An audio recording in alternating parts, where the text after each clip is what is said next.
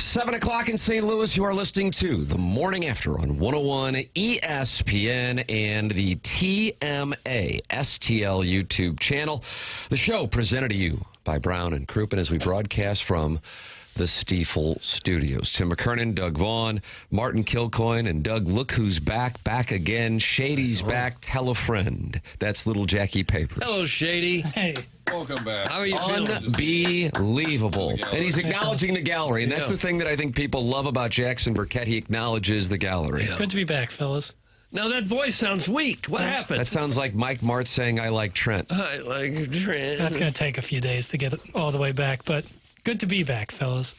Papers, what a break for you, because had, let's say, Junior Caminero won the home run derby, the first 3 hours of the show would have been focused on you faking your illness for the last few days. But because of Jordan Walker's heroics last night in Philadelphia, you move to the back page and we'll attack you and your integrity tomorrow. Doug, the Lifetime Roofing lead. Jordan Walker, how do you do? Well, it certainly is the lead. Sure. That's an easy one. Felt like a Jordan Walker coming out party. If there's any baseball fan out there that was kind of unsure who this guy was before last night, well, they know now. And while judging someone hitting home runs off batting practice pitching is not the true judge of a hitter, it did feel like it was kind of a statement made by him that maybe the next big slugger, next big superstar in Major League Baseball has arrived on the scene.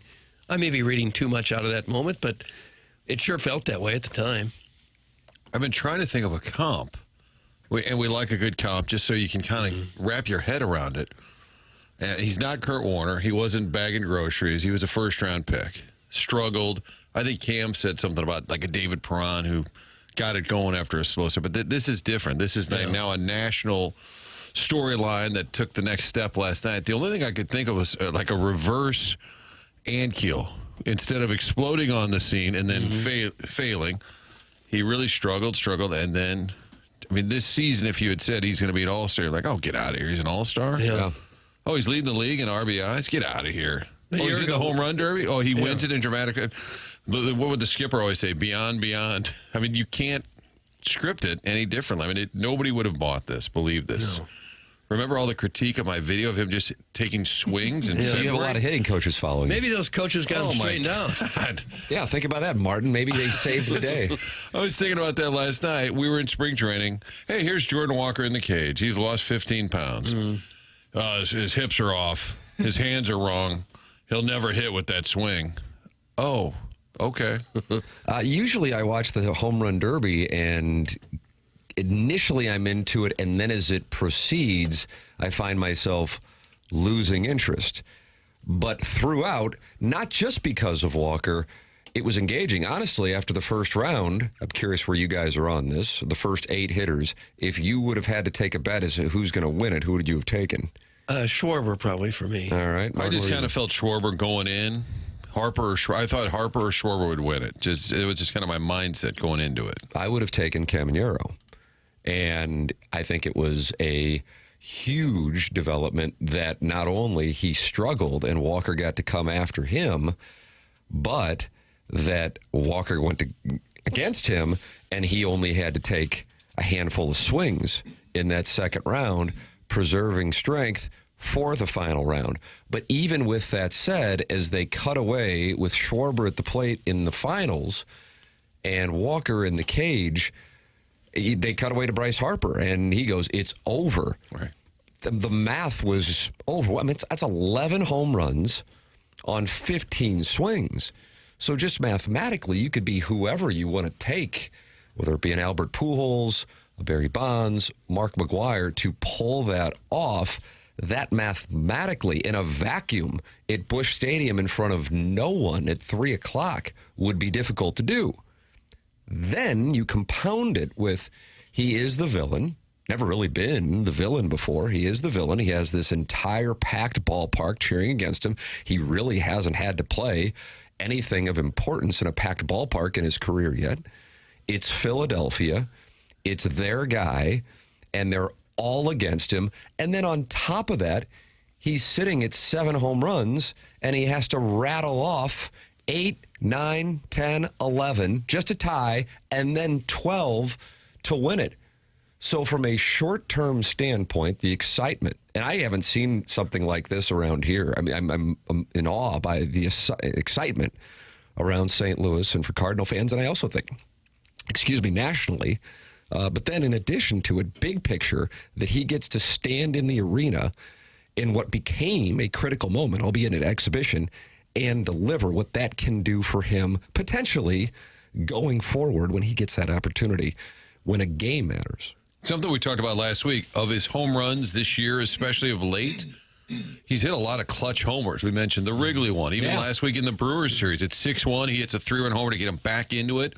Made it 6-4 in one of those games with Milwaukee. So there appeared to be home runs of meaning just when he's been hitting them this year. So last night is probably one of the more intense environments he's been in. An exhibition, I understand that. But not only are the fans on you, and it's kind of funny because it's just a Philly thing. Like when Contreras, every time he would get out early, they were cheering him.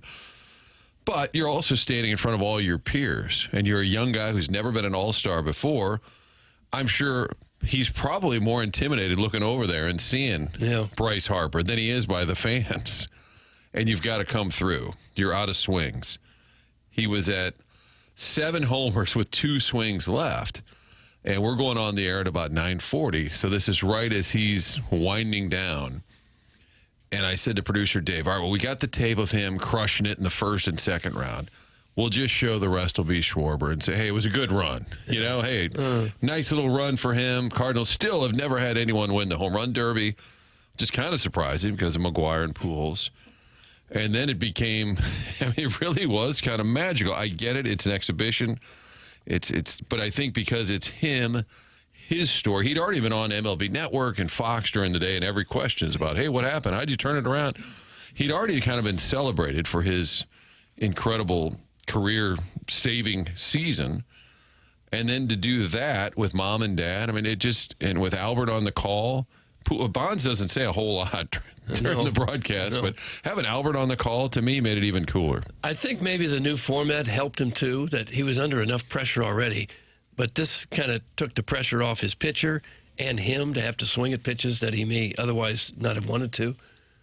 So I think that was very beneficial. I liked the new format. I did too. I liked it. I think it helped him though in that situation where he didn't have to hurry up and hit these home runs. He could wait on a really good pitch, and it also took the pressure off of the guy pitching. Yeah, that you can take pitches. Contreras was nearly hit by a pitch in that moment where he was going up against Schwarber in the semifinals, which only added to the fun in games. But you could take pitches, catch your breath. Your thoughts watching it with your family last night, your experience, because this is something that I don't think we saw coming at all. Number one, I think he was second to last on the odds. Contreras was the longest shot, and Jordan Walker was tied with a couple of other people, including Bryce Harper, by the way, for second to last most likely. 314-974-0101. That is the Collier and Thompson phone lines. Text in Air Comfort Service text inbox. The Form Energy YouTube chat already super active early on in our Healthcare Evolution 7 o'clock hour. That is the TMA STL YouTube channel. 7,040 friends have subscribed to the TMA STL YouTube channel, where we are every day from 7 a.m. to 12 p.m. Monday through Thursday, and 7 a.m. to 11 a.m. Monday through Friday. It is where you can talk it over, and it's brought to you by Form Energy. So call in, talk it over, text in, talk it over, and, of course, email in for our Design Air Heating and Cooling email today, the morning after, at InsideSTL.com. Design Air Heating and Cooling online at DesignAirService.com. That's Seth Goldcamp and his team, the longest-running sponsor on TMA. And Martin, Doug, and I are all clients of Design Air. If you run into any air conditioning issues this week with the heat, just go to DesignAirService.com and work with Seth Goldcamp and his team. No upselling, just taking care of the problem very quickly and moving on. Let them know you're a TMA listener. It's Design Air Heating and Cooling, online at DesignAirService.com. Little Jackie Papers has fun with audio galore. Here is the call on Netflix of the Jordan Walker winning home run. Hit the little paper.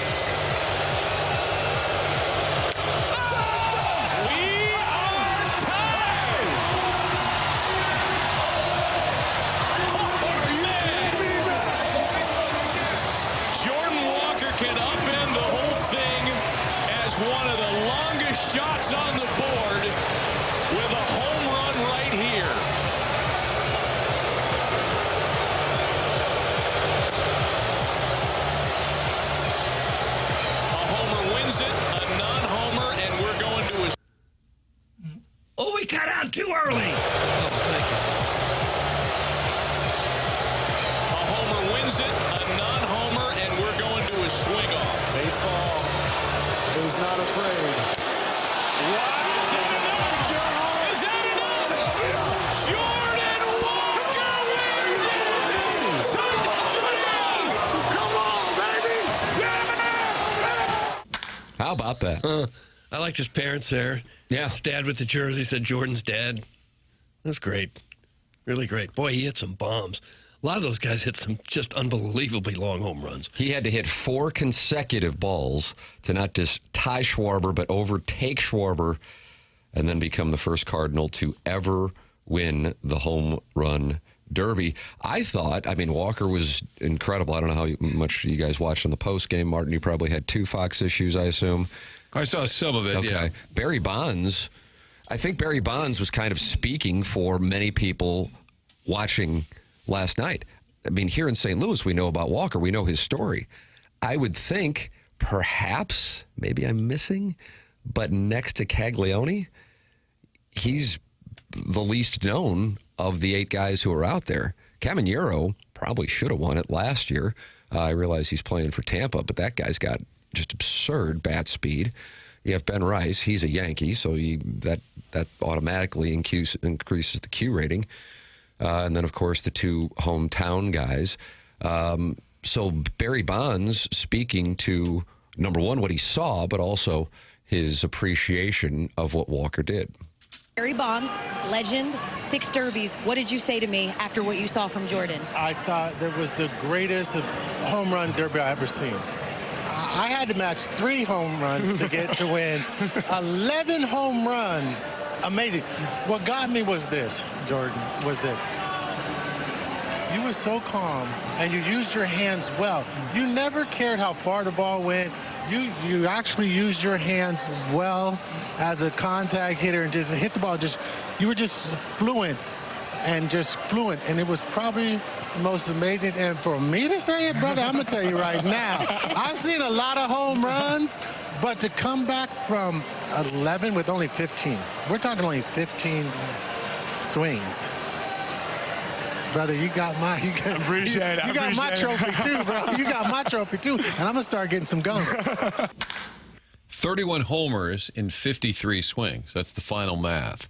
And I think we've had home run derbies like the Josh Hamilton Yankee Stadium game where somebody just went insane. Mm-hmm. But a lot of times those are early rounds, and it gets kind of boring. And by the end of it, somebody gets the title. But we have, unless I'm forgetting, and Barry Bonds did win it in Philly 30 years ago, so he knows a little bit about the derby. I can't remember the drama at the home run derby. You'd have somebody say, oh, wow, he hit 20 in the second round. But I don't remember it in that fashion. I also think in addition to that drama, I was thinking that Walker would have to go first. And then when Schwarber did go first and went off, he went off. At that point, you're going, okay, it's just not going to happen. Tip your cap. Credit to Schwarber. He went off when he needed to in front of his home crowd, carrying the weight of the Phillies fans, and he executed. Good for Walker for getting there. And it did look like mathematically it was over. And instead, he dials in and rattles those things off. And what Bonds went on to say later on in that clip is, I didn't know much about you now. I'm going to start paying attention to you. And I think that, from a national perspective, here in St. Louis, I think there's a great deal of pride. I wish the Cardinals had a home game this Friday because the ovation and appreciation for one of our own doing that on the national stage in the opposing ballpark would be so huge. But from a national perspective, that's what I was saying. Next to Caglione, this isn't a guy who most people knew about. Locally, you knew about him. Nationally, most people didn't. And he performed at that level in the cauldron of Philadelphia to take down a Philadelphia Philly after Bryce Harper said it's over, and he had to rattle it off in clutch fashion. That is something that puts you on the map in sports, and that's what Jordan Walker did for himself and the Cardinals last night. And everything he said this season about what's different, what's clicked, he keeps talking about confidence. And if that's truly what sort of unlocked him, and I'm sure it's a lot of hard work too, how can that not, moving forward, second half, whatnot, if confidence is playing that big a role, which is what he keeps saying, to do that in that setting? If it had been Cleveland or Minnesota, It would still have been fun to walk it off and beat a hometown guy. Yeah. But because it was Philly and they're so animated, I can't wait for an at-bat tonight when he comes into the game to get an at-bat. Mm-hmm. And maybe they'll cheer him just for fun tonight, but they'll probably boo him like crazy. Probably. Which would be hilarious. But for so many years, the All-Star game as a Cardinal fan was kind of a letdown. Like, nobody ever did anything. We used to roll out video of Reggie Smith hitting a home run in the 70s. Until Molina homered a couple of years back in Miami, the Cardinals had gone about 40 years without hitting a home run in the All-Star game. They just never, nothing really ever happened. As great as Albert was and all these players, nothing really ever happened. And now you've got that Walker moment. And I just think you keep looking at him differently. A month ago, 2 months ago, when he would struggle, chase a slider, we'd say, oh, here we go. Yeah, it's just not going to happen. Yeah. And now you probably do start saying, well, I don't know. Is this sustainable? Is he in the Weather Holt conversation now? And what's that price tag? It is. It's something that has people buzzing around St. Louis. Like, I don't know when the last time. I guess, as crazy as this sounds, Pujols 700th. I know it sounds ridiculous. I mean, I went into last night just like, oh, this will be a fun thing to watch. Whatever, if Walker gets through, that'll be cool. But because it was not something that you could see coming, a Blues playoff series, a Cardinal playoff series, you know those are coming, whether it be a big NCAA tournament game or something along those lines. This kind of came out of nowhere, and on top of it, even in the 3 minutes of the buildup of home runs 8, 9, 10, 11, and 12, even before those 3 minutes, you were thinking, okay, he's not going to win. So it had this element of surprise and then overcoming the mathematical adversity to perform in the opposing team's ballpark against the opposing team star player and defeat them. That is why I think it's getting the reaction that it is. And I posted a video on Instagram of my 4-year-old's reaction because he's become obsessed with Jordan Walker and Mason Wynn and J.J. Weatherholt. And he was going absolutely bad crap. And I got all these DMs from people saying that's exactly what my kids are doing. So from a big picture standpoint on the game and also the Cardinals, this was a moment that can have some kind of butterfly effect. Again, even though it was an exhibition in the whole scheme of things, although Jordan Walker getting $1 million matters to him now, probably isn't going to matter all that much down the road. But right now, that's a big amount of money for him, which is rarely the case for a guy winning the home run derby because they're usually already sitting on at least 8 figures of net worth. And that he has done something for young people in St. Louis who, as crazy it might sound, don't remember Albert Pujols outside of the run in the second half of 2022, maybe, to be their guy. He's the guy for the Cardinals for these kids. And so you can have that kind of impact for baseball fans locally. We'll have much more here on this, including Jordan Walker's reaction, his family's reaction, and Kyle Schwarber's reaction to what happened. It is TMA 101 ESPN.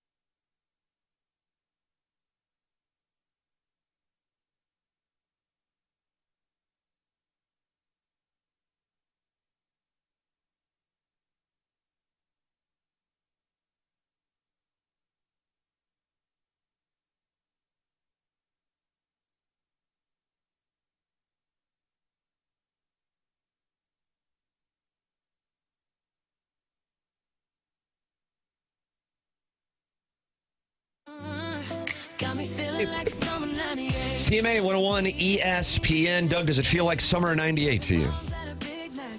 A little bit, yeah. A little bit. I don't know if Walker's going to get his 80. Can you count the ones from last night into the total? You might get to 80. Yeah, now if you do that. I think we should. I never clarified. Big bump for the KG produced material here. Oh, and you know I was blasting that song everywhere I could last night. The cocktail lounges? I just meant linking it so I can get those streams up. And you got windows down at all the stop signs, blasting. It's TMA 101 ESPN. We broadcast from the Stiefel Studios, Healthcare Evolution, sponsor of the 7 o'clock hour.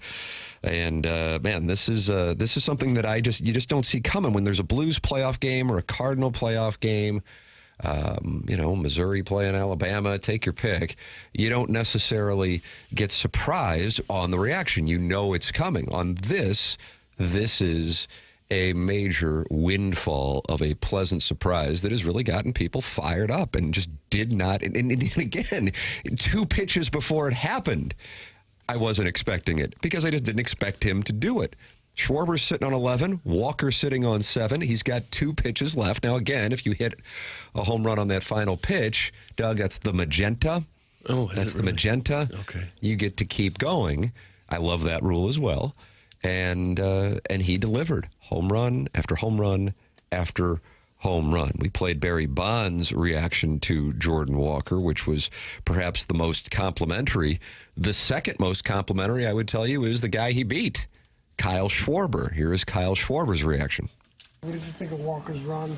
Did you think you had it at any point? Man, that was impressive. I mean, I didn't ever think I had it one because I know anything can happen, especially when it gets down to that last ball, right? And the big one was that the ball hits the top of the wall there and snuck over. And I was like, ooh, that one's not good for us. And then, obviously, you get to the last ball. He's got to go 3 the tie, I think, or it was 3 the tie or 3 to win. And 3 the tie, and he went 4th to win.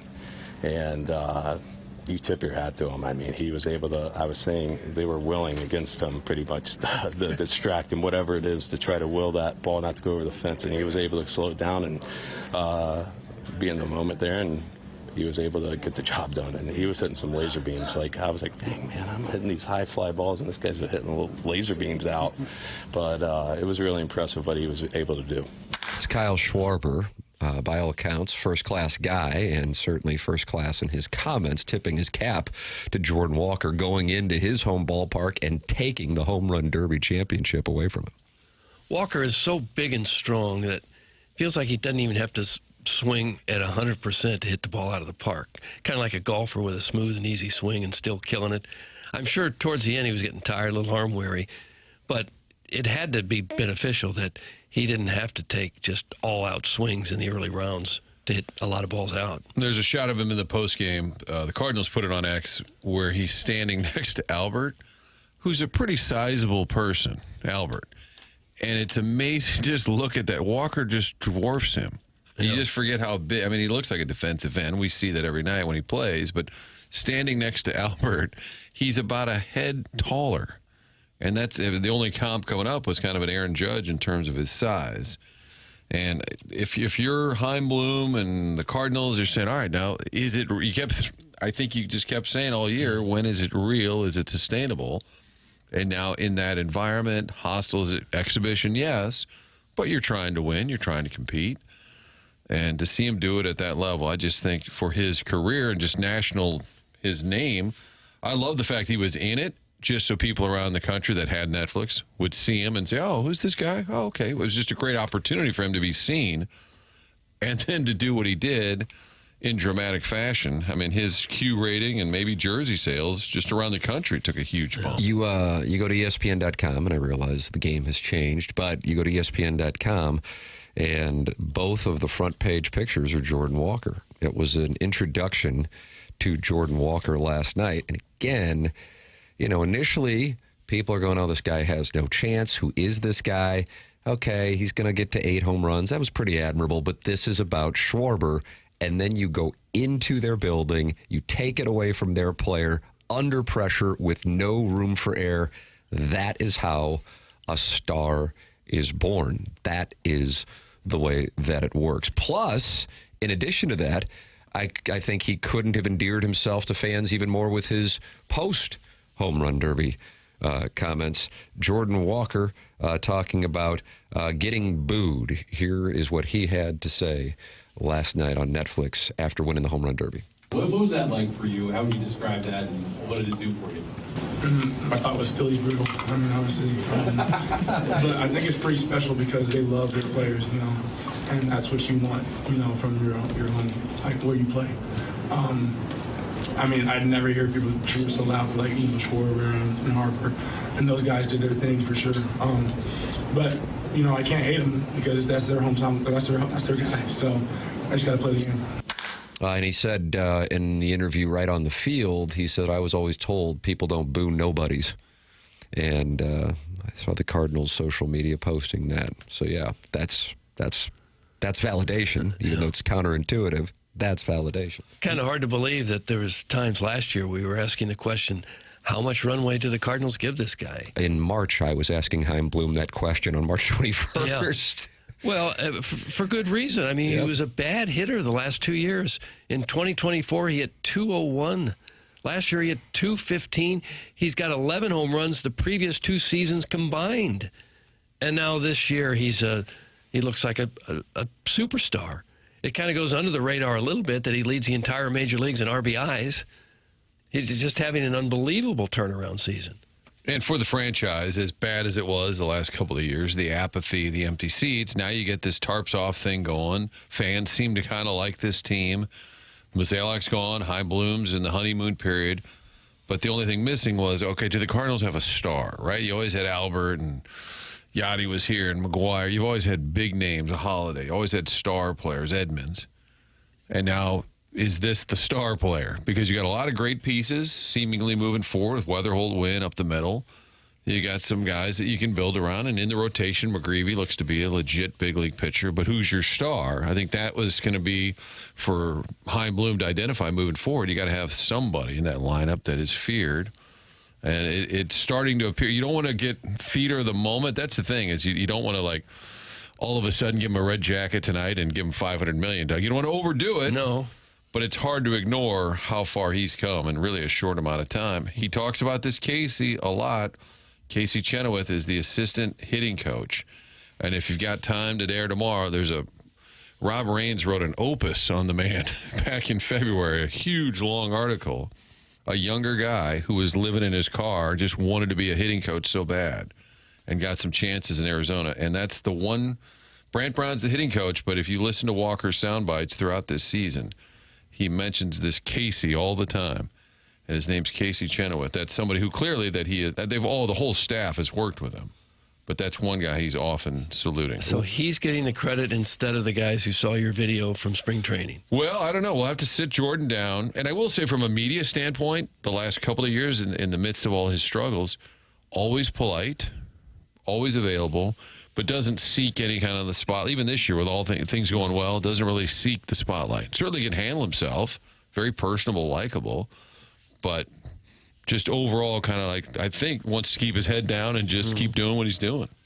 Jordan Walker endearing in his post comments, also because of his family's presence. Comes from a great family.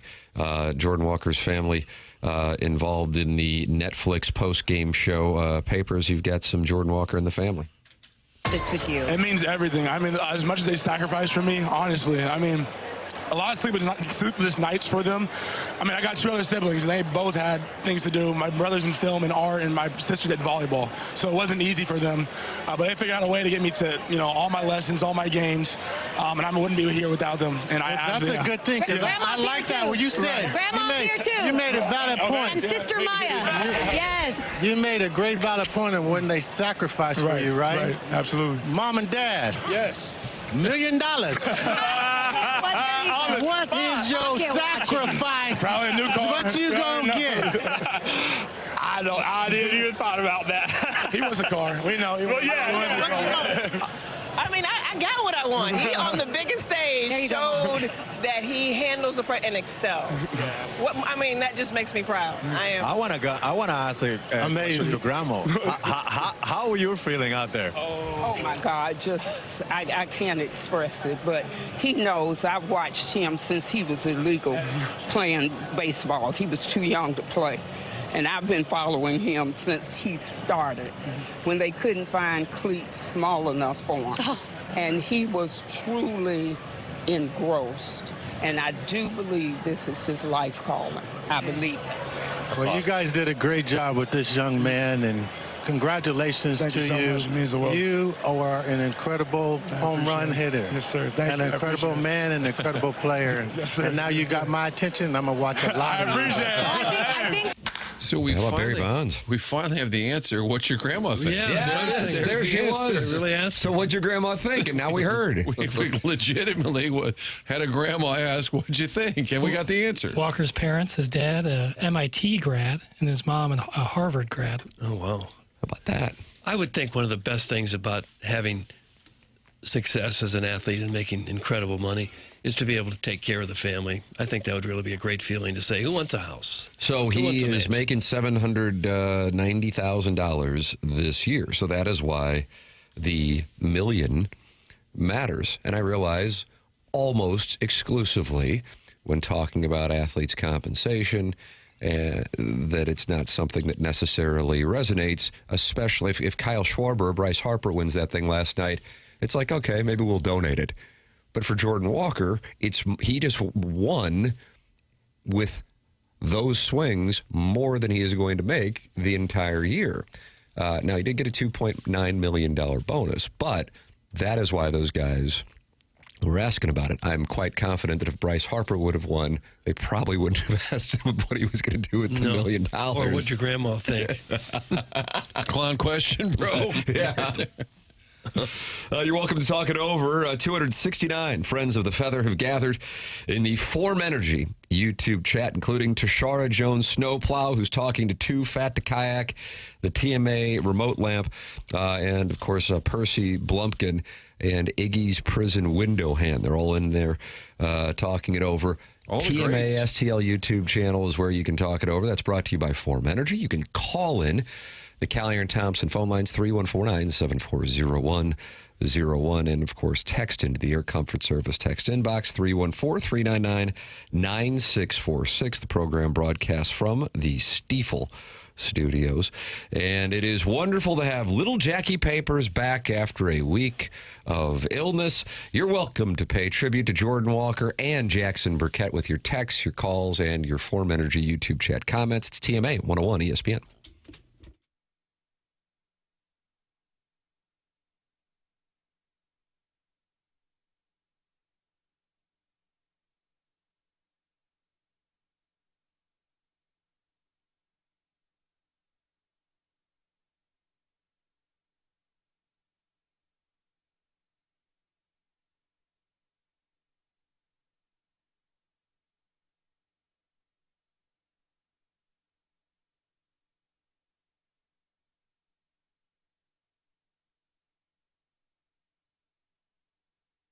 If you're watching the All-Star game tonight, stop by Village Bar. Game's always on. I'm sure there are a lot of folks watching the Home Run Derby last night. All the TVs locked on sports, Blues, Cardinals, Mizzou all year long. And you're getting the great food. Best cheeseburger in town, that's all at Village Bar. And in the barn out back, that's where they make 1879 products like Red Barn Vodka, all these different flavors. 1879 Rye, the Dark Havana Rum. These spirits are starting to win awards throughout the region. St. Louis-based distilling company in the barn out back at Village Bar. Again, ask for it around town. Find out why they're winning awards. Go by the tasting room. They've got that general store connected to Village Bar. That's where you can get the merchandise, buy the products as well. Connected to the building there on the east end, the blue general store building is where the tastings take place Saturdays from noon to 5. You can sit out front as well. There's a difference when you're ordering your cocktail, and if you're going to a friend's house, maybe they're having a pool party, do something different. Bring one of those flavored rums. You can check out all the items at 1879distilling.com. Stop by the tasting room, and that barn also available for private events. Really a cool spot. If you've got a Maybe your parish event, you're trying to throw a little fundraiser. Check out more information to hold your event there at 1879distilling.com.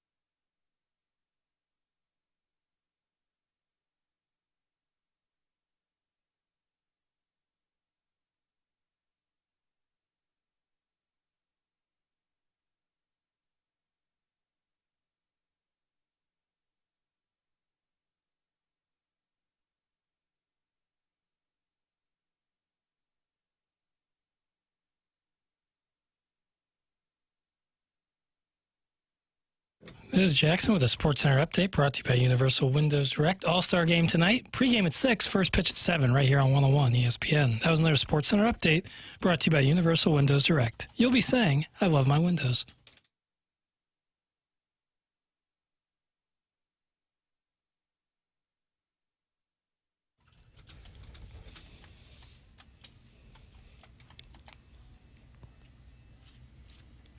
Doug, is this the Black Eyed Peas, or is this like a St. Louis version of the Black Eyed Peas? I can't tell yet. Can't tell. And It sounds Papers like the only real has like thing. 30 more words he can speak before his voice just Are you on a goes. swing count? Yeah. Pitch count. The program's called The Morning After. It is presented to you by Brown and Crouppen. We're in the Healthcare Revolution, 7 o'clock. Our papers, why are we hearing Fergie? It's Taboo's birthday. Oh, wow, Doug, Taboo. Is that her nickname? No. And he was on with hell's Mr. Taboo? Rourke on that Fantasy Alley. He's a little guy. Member of the Black Eyed Peas. Oh. And his name is Taboo. Yeah, Hervé Villachez. He was like the silent one.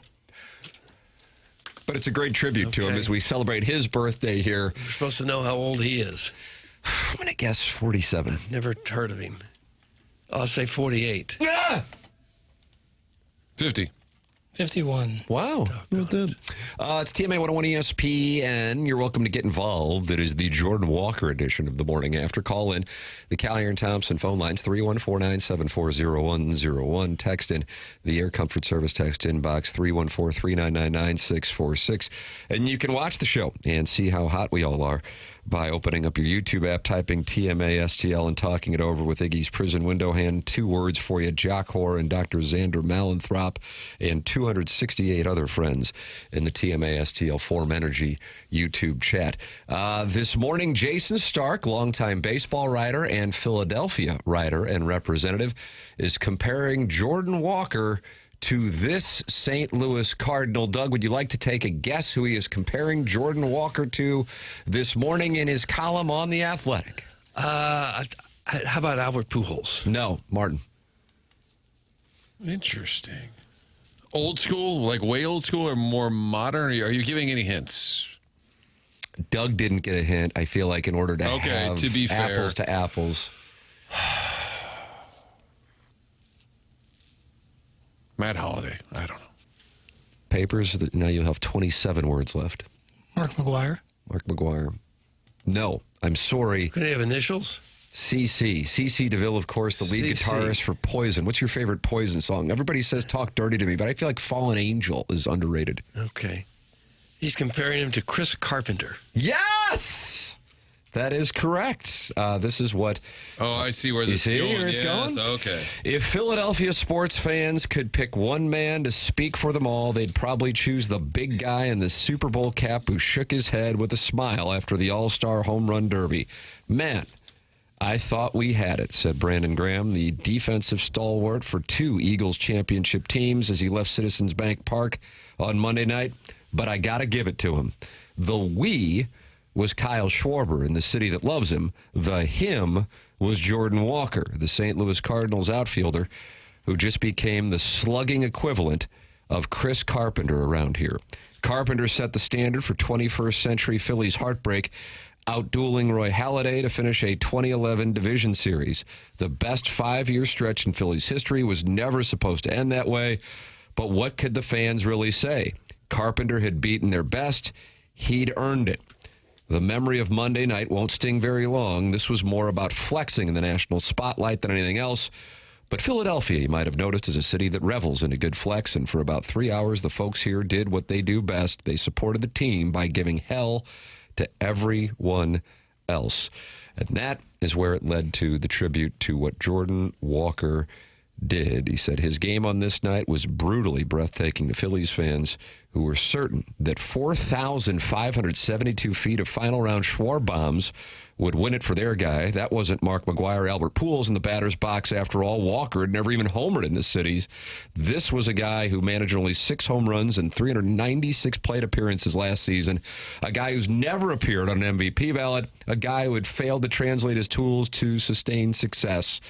What had Walker ever done in Philly anyway? 5 games here, all before the season. He'd gone 1 for 12 with a single. The fans couldn't have grasped the kind of threat Walker was to Schwarber in the final round. Riley O'Brien quoted, "I don't think they knew. That last round, it got pretty quiet around here. He was surprising some people, and that run he went on at the end was amazing." Papers, I sent you, Doug, you love influencers. You feel like you've been influenced by a lot of influencers. Yeah, that's where I get my life advice. Yeah, and filler. And last night, this Phillies... I haven't had any filler. this could use some, probably. This Phillies influencer was videoing the home run, and you can hear the silence, and she's concerned for Jordan Walker's safety before he does it. Take a listen. I'm scared for him. Like, if he wins, they're going to have to... They don't give me a celebration. They're going to have to cart him out of here. Oh, my God.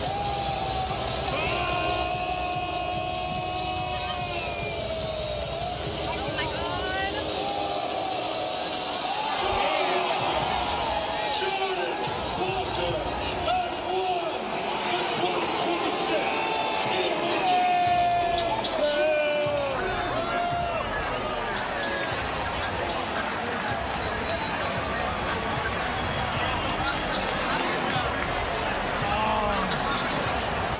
And the Philly fans were too stunned to speak. Oh, my God.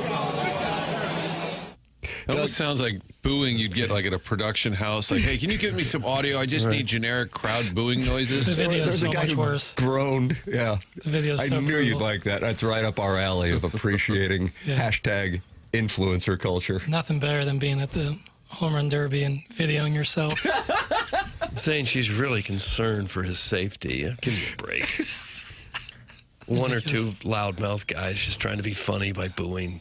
About all that was, wasn't it? More than one or two guys. Oh my God, it was a whole ballpark. Yeah, but they weren't. They were cheering for Schwarber. Wasn't they? They were booing Wilson Contreras too. I think they were having fun with it too. They weren't, and I saw it right behind home But they plate. wanted their guy to win. I mean, if this were in St. Louis and it was Walker going up against Schwarber, it would have been the same deal. It's nothing against Jordan Walker, but that's what makes what he did in the face of that. You know, you're going into the enemy territory, and they got their guy, and they think they got it won. Bryce Harper saying it's over, and then he rattles off home run after home run after home run. It's an incredible thing, again, considering in the whole scheme of things, it's just an exhibition. But I think mentally that is a big boost to somebody's confidence. We talked about it a couple days ago, right, Martin? What's the biggest difference for Jordan Walker?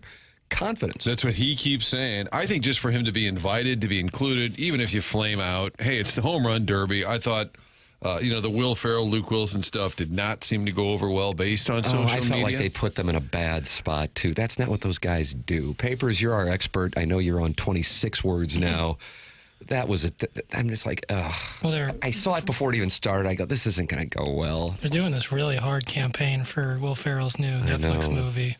I feel bad for him. I do too. He was at one of the World Cup. Ridiculous outfit. I've never thought I would be like tired of Will Ferrell interviews, but now I listen to Amy Poehler's podcast. It's a little Jimmy Fallon Tonight Show-ish for me, I guess, for lack of a better term. I hope that comparison is working. Where everything's great, but hey, whatever. And you got to work with Bill Anderson as the director? Oh, wow. Okay. Oh, just wonderful staging and lighting. And you guys really just knocked it out of the park. Bill Anderson's lighting. A lot of that. Yeah. So I'm kind of like, and I saw him pop up and I'm like, oh, boy. It's just like, he's, ugh. Yes. So I'm with you on that. But yes. After that, I liked the boxing ring. That was kind of fun. And the Rocky theme, I get it. That's when Michael Buffer, who's, I don't know, was he 90? I mean, he's still doing the same thing. But for Walker, I was thinking as he's out there in that setting, he has to be looking around saying, look at me. I mean, a year ago, he's probably wondering if his career is ever going to get on track. And now just in that moment, forget what happened later, I was thinking for him and that confidence that he keeps talking about, just to be invited to the All-Star game, just to be in the home run derby, standing next to Schwarber and Harper in that building. I was thinking, what a boost for this guy, just to have that moment and then to do what he did with the whole country talking about it. I guarantee there's FM, just, what is it, top 40 stations in Tulsa talking about, hey, did you watch that home run derby? Like the whole country is literally talking about one guy. I just kind of like the fact that the home run derby has become such a big deal. For no other reason that baseball was a pretty buttoned-down sport for decades. And now they have maybe the biggest night of the year, or one of them for the sport, is this spectacle of guys just trying to muscle a ball and hit it just as far as they can. In the big picture, it's kind of meaningless for everybody but the guy or two that wins it. But it's just a fun thing that's really taken over a lot of baseball fandom, to where this is one of the best nights of the year. But in typical years, I'll watch it and kind of be into it, and then I kind of lose interest. Right, And that's it's exactly like, right. That's like, the that's cycle. kind of fun. Who's this? Oh, yeah, that's right. The guy in Tampa. Oh, wow, look at that bomb. And then after about an hour and a half, like, oh, I don't care anymore. Like, and then some guy will win, but it's the way it played out, the drama, the hometown guy. I don't know how they decided that. I'm sure there was a reason, but I thought the same thing. I thought Schwarber would hit last, being just, I don't know why, hometown guy. But it made it better. 100%. The script was better. Walker had the chance to walk it off. You couldn't ask for more when you talk about, Martin, the script, the way things wound up playing out, that he had to do it in that fashion. So in order to experience the great joy of overcoming the situation, both for him from a big picture standpoint with what he has dealt with since coming to the Cardinals big league team in 2023 and all of the issues, and then getting what he's gotten so far in the first half of the season, running parallel to falling behind Schwarber, 11 home runs, and then going out into the arena where everybody in the ballpark, minus Riley O'Brien, Ivan Herrera, and Ali Marmol, are against you. And then you deliver, and you had to rattle off home run after home run after home run just to tie it, and then you get one final one. They go from expecting a win to going, oh, crap, he is going to win it right here once he got to 11. And he did, and that made it all the better. You know, the beating Caminero, who I would have taken at that point with the final four left, became a nothing, in the sense that Caminero just, for whatever reason, he just didn't have it in the second round, and then that preserved Walker's swing. But then to do it against Schwarber, it's better than if he would have done it against, take your pick of, like, Ben Rice. He had to do it in that guy's ballpark, and he was able to execute it. This is what Buster Olney, Carl Ravitch, and Doug Glanville said following the Home Run Derby, saying it was the best one they've ever seen. I'm Buster Olney, the Baseball Tonight podcast. We just got done the 2026 Home Run Derby. Jordan Walker, champion. It was one of the best derbies I've seen, Carl. Yeah, I mean, it reminded me of the Frazier incredible run that he had when he was doing it at his home ballpark in Cincinnati. Walker does it in the ballpark that Kyle Schwarber calls home, and he beat Schwarber, and he did it on his last four swings, needing to hit homers, and he did it. It was an incredible validation of what's been a great season for Jordan Walker. I mean, you talk about enemy territory. I mean, he walked right through it like, you know, a butter knife is a spy, and that was incredible to see, because we watched how calm he was the whole time. I mean, he really was in control and performed consistently through. Schwarber a little bit more up and down, but Schwarber finished the way he needed to, and he had everybody in his corner, and Walker just cut right through that. And, you know, this is a young player, 24 years old, had some really tough struggles last couple of years, and put it together this year by just controlling the zone, and that calm really shined through in some of the biggest moments. So he's immortalized himself in baseball right now. Out of Atlanta, Georgia, who, of course, produced the greatest home run hitter ever, in my opinion, in Hank Aaron, his idol. And what I'm always going to remember about tonight was when Walker went to the plate, just sort of grinning because he heard the Phillies fans getting on him. And the moment his winning ball landed in the stands, all the Phillies fans hitting the exit just quickly exiting, getting out of there, because they were so disappointed that Kyle Schwarber didn't win. And then when it happened, Buster says, he kept pointing. Look, they're all going. Look, they're all leaving. And on the pregame on Netflix, is it L. Duncan or Ellie Duncan, the former ESPN, I guess, hosting, said that 1996 home run derby in Philly, which everyone in this town still talks about. And then a number of people who are from Philadelphia, like media, said nobody talks about. Like they were laughing about how that comment, which is ironic because I think now this one they will be talking about. They will remember this one. Jeff Passan, earlier in the day, friend of the show, did an interview. Was talking about the new format because there's no clock. It had to do with your swings. He said this one is going to stink, meaning the new format. Yeah. And then he later said Passan is a moron. He updated his tweet after it transpired. Yeah, I think everybody liked the new format. And I have to update my math. So in that second round, he only needed, 8 swings? 28, 18. So I think he homered 31 out of 46 maybe, which is just even more incredible. Yeah, I think that's what I saw. Because it was 20 swings, 15, but he didn't need all of them. He needed a few extra, but whatever. I would like to see him hit another one tonight in the game. That would be sweet. And think about the voting. He didn't get the fan vote, not surprising. But he didn't get voted into the All-Star game by the players' vote either. It was a commissioner's pick. Every team gets one guy. So for him, national stage, yes, now people know his name around the country that are baseball fans.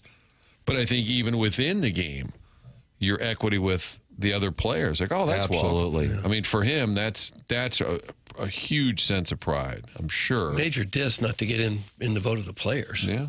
They should know better. He should probably be starting as one of the outfielders.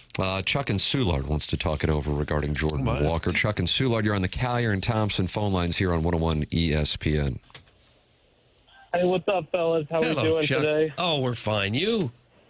I'm good. I'm just jacked. I'm jacked for Jordan Walker. So happy for him. I was able to catch just the final round of that home run derby. And it just made me so proud to see Cardinals represented there by Jordan. He just put on a good show. I felt like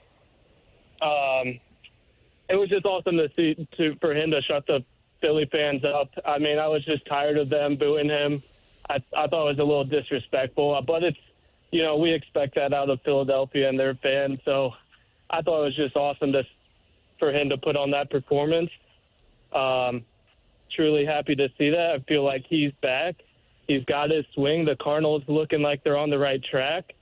So I'm just happy to see that. And hopefully we can keep up the season and get a good second half here for them. Right. Chuck and Soulard chiming in. How about, Chuck, is this your first call to TMA? I've called in before. It's been a while, but, I mean, it's been a little bit. But I've been listening since, 2017 or so. Oh, have you? But, yeah. Well, would you guys – yeah, of course. Would you guys say that this is the best all-star competition out of all the major league sports?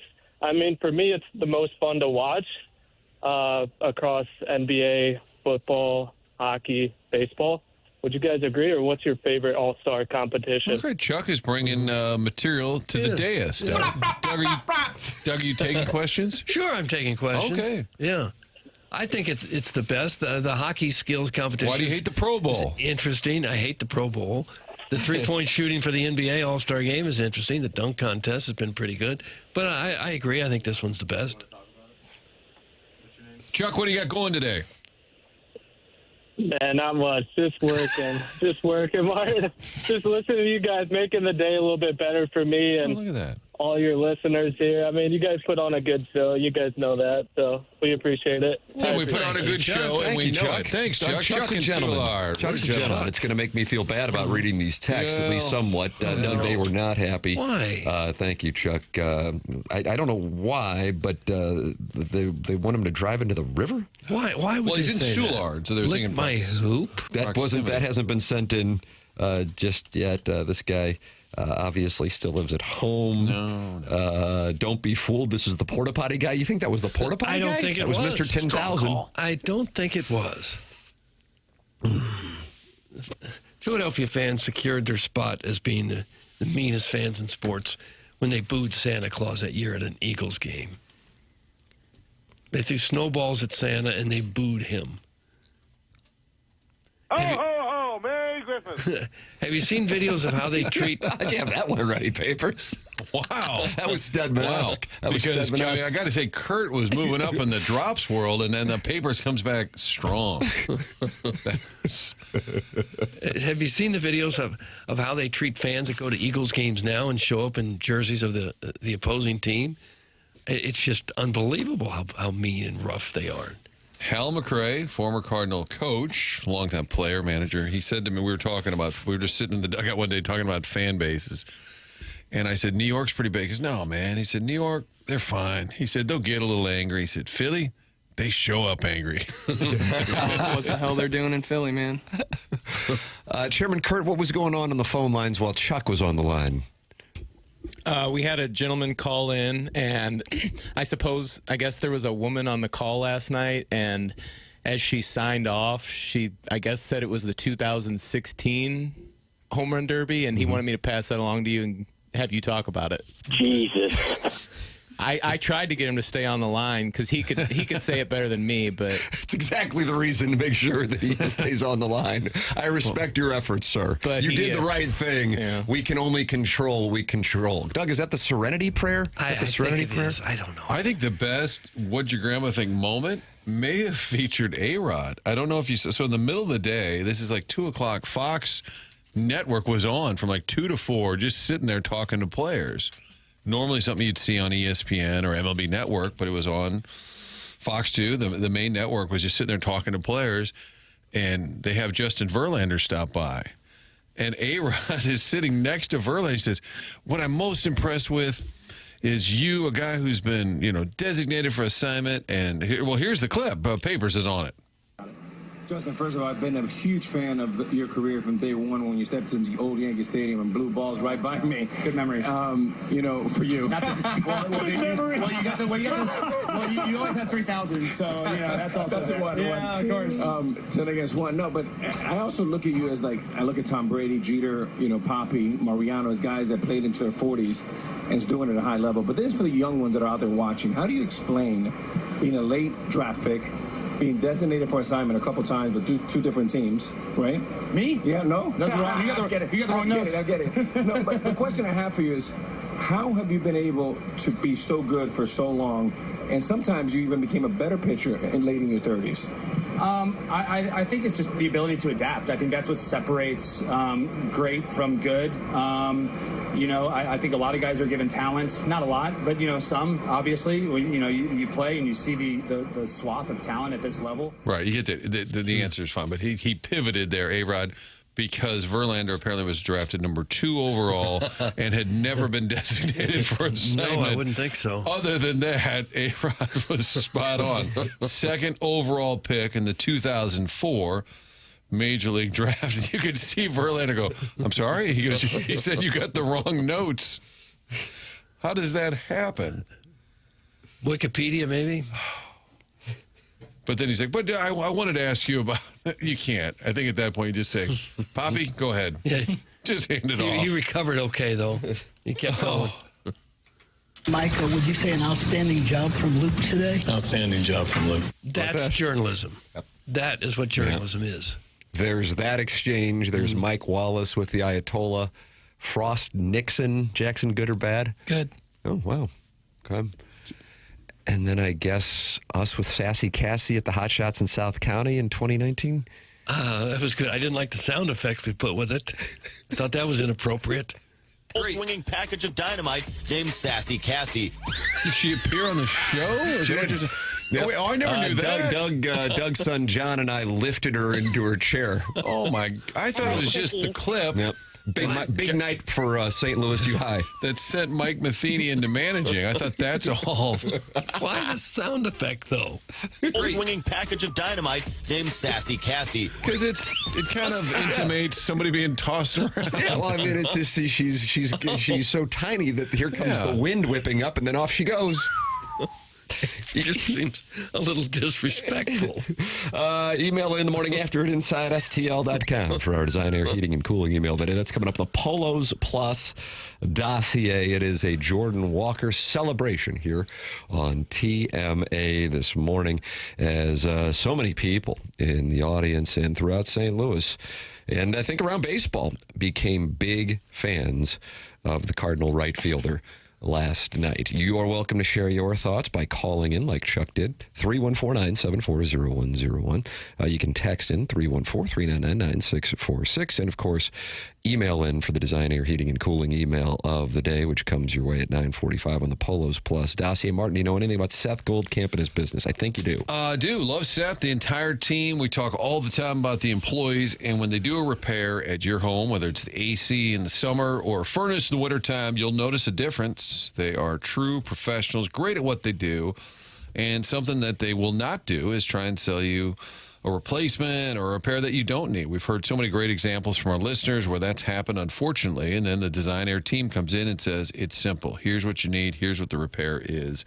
No nonsense. That's what it's all about with Design Air. Family-owned business, now 4th generation, and we can't stress it enough. Not only the loyalty to this show, but also the listeners' loyalty to Design Air. There's a lot of choices out there, but if you want to get it done right, with a truly professional team year-round, it's Design Air. Best thing to do, sign up for a maintenance program. That way, it's guaranteed. Things will continue to run. No surprises for you in the winter or summer. It's designairservice.com. That's where you can sign up for a maintenance plan. That's right. Design Air sponsor the email today. Send yours in the morning after at InsideSTL.com. I went to my ex-husband's UPenn alumni tailgate at an Eagles game and got my bin tended to by a beer vendor during the McNabb era. Divorce followed soon after. Just another notch. What up, Papers? Good seeing you at Napoli this weekend. That's from the self-made stay-at-home Ledoux mom. So you were at Napoli this weekend? No. Is that where you got sick? No. You should probably try a Han bomb for that throat because it might do the trick. Yeah, it's like tussin. Han bombs are tussin. Instead of a buzzball the kids are doing, why don't you get a professional drink like a Han bomb? Could help. Chairman Kurt, there's a lot going on. There's a guy named Cooter? Doug. Odd name. Cotter. Better name. And what's going on? Cotter was the gentleman that wanted me to pass the 2016 tidbit along. The guy's name was Cotter. Cotter. Was Cooter on Dukes of Hazzard? And then he called back, welcome back, Cotter, but then he dropped right away. Cotter, if you hear this, I think you've got something to offer. This is your time. I've got my eyes on the phone. I mean, there could be a Swopes picks on Cotter, Doug, and we could just be witnessing the top of the first inning on his tenure with TMA. Cotter, 314-974-0101. He's not happy with Al Duncan for calling it the 2016 Home Run Derby. Martin and would like to hold her accountable. It seemed like Netflix was going to be the lead today with all the people upset about the production, and thankfully Jordan Walker saved us from just doing a Rudy Martzke type show today. Right. Breaking down the production that they didn't care for. I think they did miss the trophy presentation. They were in a break, and I don't know how, because they're kind of they're in charge of the whole production. I think Ryan Howard, producer Dave said, they missed it. They're in a break. We welcome you to get involved on the program. Text in, call in, Cotter especially call in, and then, of course, the Form Energy YouTube chat and the Design Air Heating and Cooling email today. It's the People's Program. Your interactions welcome here on the show. It's TMA 101 ESPN.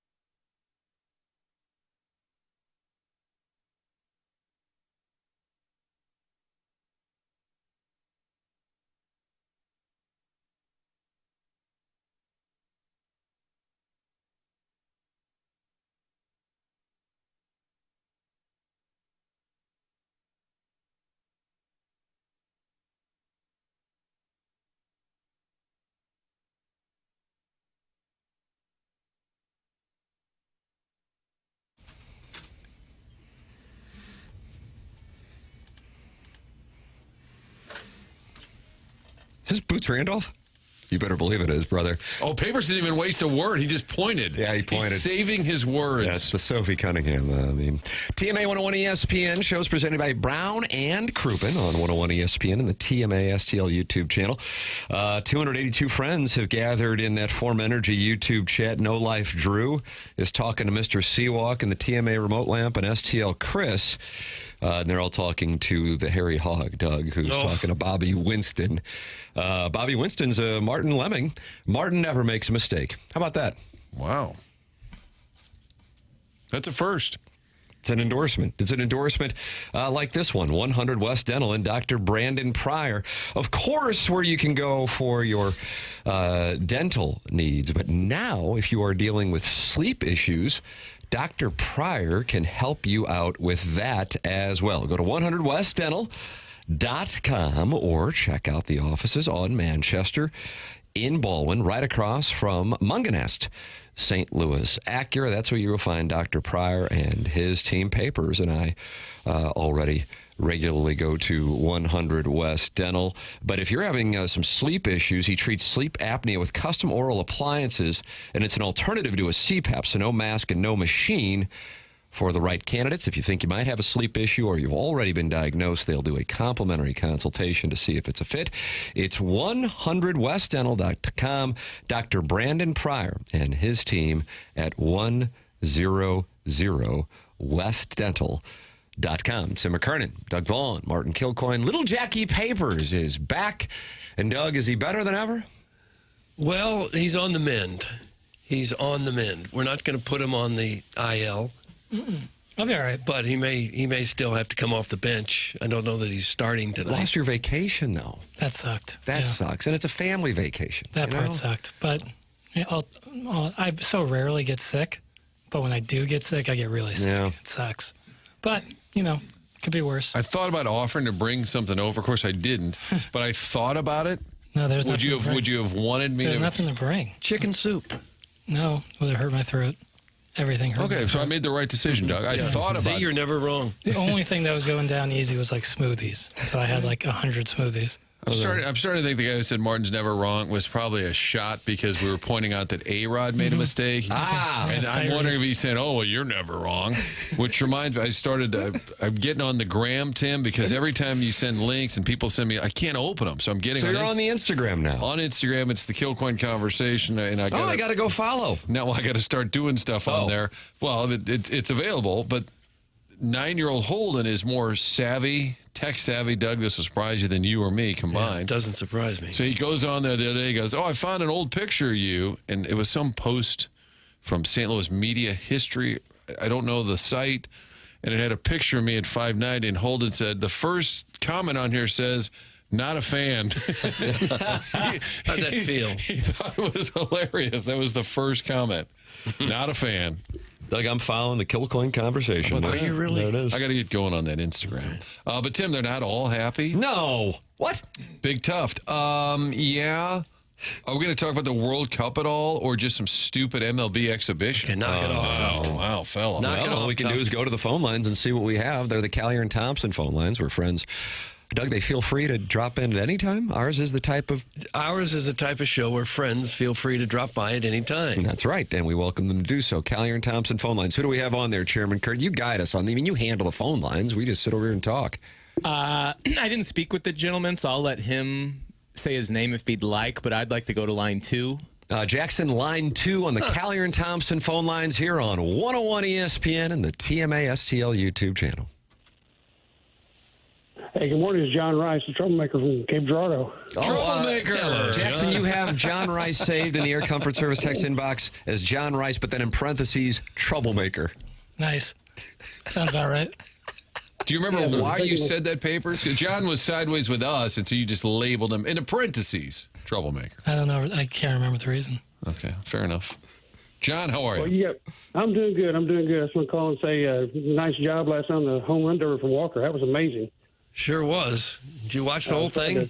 I watched the whole thing. I was glad to tell those Philadelphia fans to stick it. Oh, wow. God, watch your language. That's why you got the troublemaker label. Yeah. That's right. Well, there was a Rice in the home run derby. Did you root for him? I did a little bit, yeah. It was pretty cool. Okay. So, Possible. yeah. Relative, I just want to say again, with my experience meeting Martin a couple weeks ago, he's a pretty cool dude. We had a lot How of about that, Martin? Another endorsement. Wow. It's a big day for me. We were at the hat stand. Carson was picking out a Navy cap. Right. I was on my way to the concession stand, get some to drink. I was like, that's Martin Kilcoyne. I got to stop and say hi to that guy. I see him every day. So. You live in Cape Girardeau, but you go to a lot of Cardinal games? I go about 20, 25 games a year, yeah. Wow. That's a commitment. Oh, yeah, I'm a huge Cardinal fan. I went to my first game in 79 with my dad. I was 7 years old, and I've been in love with the Cardinals ever since. So. See, so you see, he's a younger man than we guessed. Him, and that offended you a little bit, John? Yeah, I'm sorry, John. I apologize. I did that with... I'm only 54. Yeah. I don't look that old. And you said you're from Cape Girardeau? Yes, sir. That's a long way to come up to all those Cardinal games. A lot of That's driving. about an hour and a half, hour and 45-minute drive. It's All not right, too well, bad. sorry I brought it up then. That's okay. No problem. I work for jury, so I can get pretty good discounts on rooms up there, so it's not too bad. Oh, there you go. He's got it all figured out. Well, John, are you bullet? Do you think this is it? Jordan Walker is the real deal. Are you now convinced? Oh, yeah. I've been supporting him all 4 years. I never give up on my guys, so I was hoping he'd rebound, and now you got to give him an extension now. Yeah, you got to. Did you give up on Nolan Gorman? Not yet, but I tell you what, he's only hitting, 124 right now. I'm hoping he rebounds, but it's been a tough year. Yeah. So I went down to Memphis a couple weeks ago, 4th of July weekend, in 2 games. He was 0 for 9 with 6 Ks. So that was tough to watch. Yeah. There we go. A little field report. I like that. This is John Rice is our scout on the ground. Right. Yeah. John, we appreciate the time as you are not a troublemaker, Jackson. I think you can edit that name in the Air Comfort Service text inbox. No, Jackson's a cool kid. I'm glad he's feeling better. Welcome back, kid. That's John Rice is a delight. Now he's a delight. And Now he's a huge delight. Cardinal Thanks, fan. John. What a pivot from troublemaker to delight. Thanks, John. Hey, thanks, guys. Appreciate it. Have a good day. All right, John, you All too. right, There's John. John Rice, Doug, not a troublemaker. No, not in the least. That's right. It just seems like a lot of driving if you're going to go, to 24 Cardinal games. But he works for Drury, so then he gets So a he little bit of stay the hookup, I here, guess. Yeah, that's nice. Let's see. Larry is next on the Collier and Thompson phone lines. Is that correct? Is this the Larry? Larry, good morning. You are on TMA with Doug Vaughn. Hello, Larry. Good morning, guys. What's up? Oh, There's that Larry. All right, great. Larry, were you watching the Home Run Derby, or like Doug, were you watching Raw? I was watching both. Both of them. Picture in picture, Doug. What wonderful technology. Yeah. I can't figure that out yet. I was watching Jordan Walker whoop that trick on my TV. Wow. And I was watching Would have thought. I was watching Raw on my computer. Oh, were you really? How about that? Push into that one. Okay. Jackson, how'd you handle that with the dump button? I mean, that was that's- kind of a surprise. Just so you guys know, that's a wrestling reference.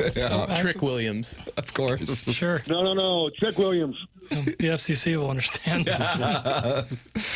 Larry, Doug was watching. He made the mistake of watching the Home Run Derby last night, so you're going to have to recap him here. Doug, how many times have you been wrestling? How many times have I been? No, missed. Missed? Oh, every week for about 30 some odd years now. You need to pull it up on the bootstraps and watch it once in a while. Oh, brother. Well, what did I miss last night that was decent?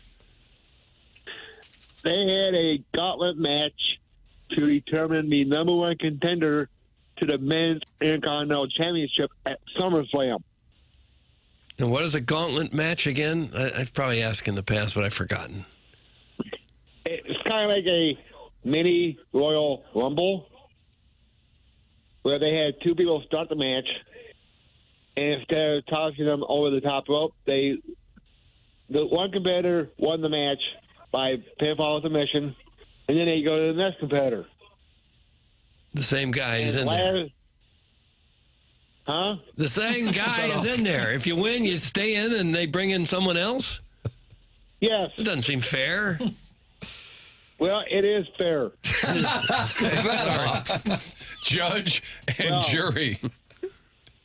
But anyway, the 2 people that started the match was Dominic Mysterio and Joe Hendry. And, of course, Dominic was wanting to win the gauntlet match so he could win back his Intercontinental Championship that he lost. Of course. Yeah. So he become a double champion again. I see. Okay. And did he do it? Nope. No, he did not. Okay. I didn't think it sounded fair. There is the answer to your question. Okay.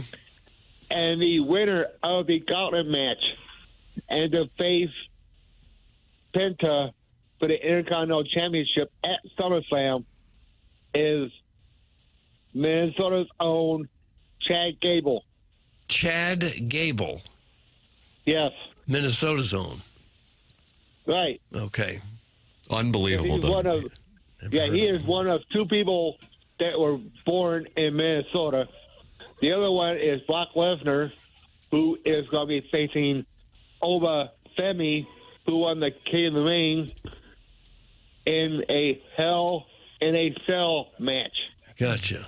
Okay. Again, I'm enjoying it. Yeah, me too, Base Burglar. Enjoying it. Larry, you have the top 5 countries available. Yes, I do, Tim. Thanks for asking. Number 5 will be Australia. Number 4, Brazil. Number 3 will be Greenland. 2, Canada. Number 1, United States of America. Yes, and I think Jordan Walker probably... listen to this.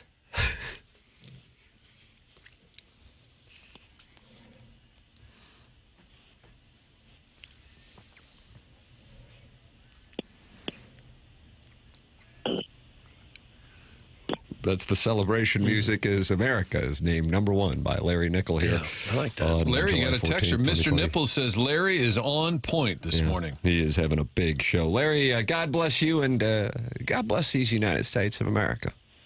Yeah, God bless America. Welcome back, Jackson. How about that? There it is. They're celebrating in St. Louis. Why is it because Jordan Walker? No, it's because Jackie Papers is back. Glad to be back. Got to limited in his wordage. That's correct.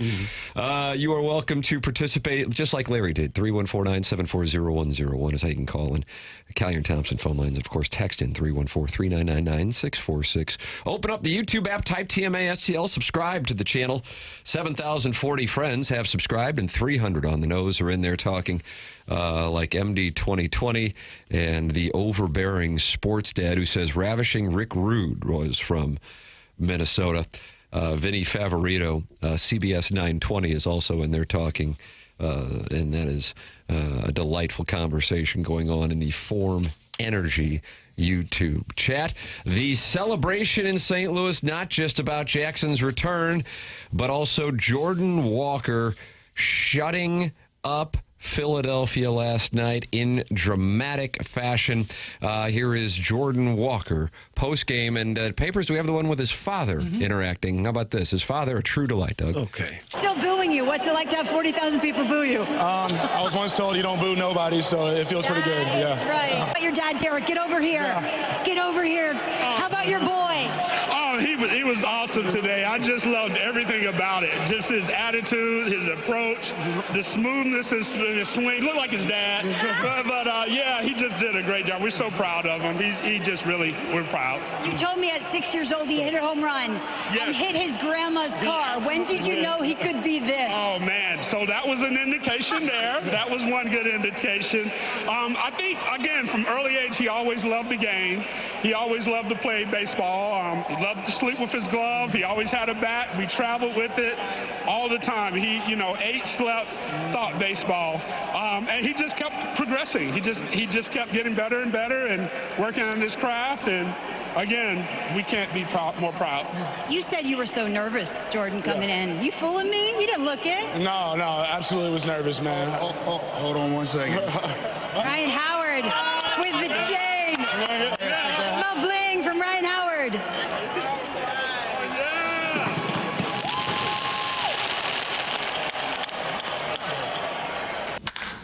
With that, Ryan Howard walked up and put the chain on him. But his father, you're hearing more of the backstory on Jordan Walker, as is often the case. These players who ascend to greatness and experience success, that's how much he loved playing the game. I'm surprised as big as he is and growing up down there in Georgia where football is king, that some football coach along the way didn't steal him and say, nope, you're going to play football. You're too big and too strong. We need you to play football.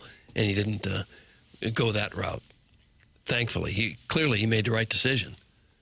But you would think a guy like that would have just been a terror on a football field. They're not all happy this morning. No, I wouldn't think so. Back-to-back text, Martin. I don't know if you have the Air Comfort Service text inbox. I was actually knee-deep in the 2020 MLB draft. All right. 5 texts down is where it starts. How's that for launch angle and exit velo? Suck it, everyone. Oh. That's from the 314. Then the 573 right above it. If Jordan Walker leaves the Cardinals at any point, I will be blaming the fans and the media for all the hate and negativity towards him. I hope and pray he's a Cardinal for life, but if he's not, the blame will be because of the media and the fans trashing him. That's from the 573. The media and the fans. And I think that is the takeaway from last night. Yeah. And we're all at fault. Thank you. I would like to start having a laugh track on my material. Where would we be now if they had traded him last offseason and he had gone somewhere else and done this? How horrible if he had would kind of that have a been? Rosa Reina All-Star home run derby appearance. Not sure we could have survived that. Get screwed. And I honestly don't think he got. I mean, there has been discussion about his career and where it's going, but I don't think there's ever been a real overwhelming. Am I missing it? Like overwhelming negative, like get rid of this guy. I think Gorman, because he's a couple years ahead in terms of, I think people have been down on Gorman for a while. And I think with Jordan, they've been a little more concerned. Is it not going to happen? Boy, I don't know. Like, I haven't heard a whole lot. There wasn't hatred toward Dylan Carlson. Yeah. I think Walker carried more prestige as far as promise goes, but because it's Dylan Carlson at this point, I think he's done. He just got released. Yeah, I mean, but 6 years ago, you were talking about the 2020 draft. We were down there doing the show at spring training because COVID shut everything down a few weeks later, and Dylan Carlson was the guy. And so I think, if anything, if we're actually going to tend to this text seriously, was more of, oh man, the Cardinals had another guy and he didn't develop. Is this a Cardinal problem? Because there have been a number of guys with promise. If you want to go back to Colby Rasmus, the Tavares situation, total outlier because of what took place tragically. But then Dylan Carlson and then Jordan Walker. That's the thing. But when we were talking with Bloom down at spring training, the biggest thing was, we are going to exhaust every single option we have with this guy so we don't repeat the sins of, and I gather he's making reference to what took place specifically probably with Rosa Reina and Adelis Garcia. But to their credit, they did. Again, if you were looking at his spring training stats, even a few days before the season started, there was zero indication. That's the part, to me. I admire the personal story, the resilience. I can't imagine what this has been like for this guy, because I think people now probably got a good sense, if you didn't know beforehand, he comes from a really good family and is a really sharp guy. But Martin, you've talked about it. It's not like he's mean or anything like that in his interactions with the media. It's just not something that is his scene, per se. He doesn't really do it, so you don't necessarily know much about him. So I can't imagine what it was like for him over the last few years to go from the guy with the promise to the guy going back and forth from the minor leagues and flailing at the major league level. But then just going into the baseball specific part of it, what the hell happened from the end of spring training to the start of the major league campaign? Because he has been barreling balls. Jackson, you've been talking about the baseball savant numbers since the first month of the season. And it just was not going on in Jupiter. So this has been a major change, not just over the offseason, but from spring training to the major league season. So you have that part as well. This is a significant outlier. Mark, you were making with the comparison or trying to draw a comparison. The Warner thing is an outlier also because of he wasn't even playing and he was in the Arena League. It wasn't a high draft pick. Right. He was literally out of nowhere. The only thing I said was a reverse Ankiel, where instead of bursting onto the scene and being great, you were the opposite. And for Rick, unfortunately, it went the other way. And then he had a rewrite to his career, too, which makes it an even different story. I also think for Walker, what was probably really hard mentally over the years when he did struggle, he's real close to Mason Wynn. And all of a sudden, Wynn's career got on track.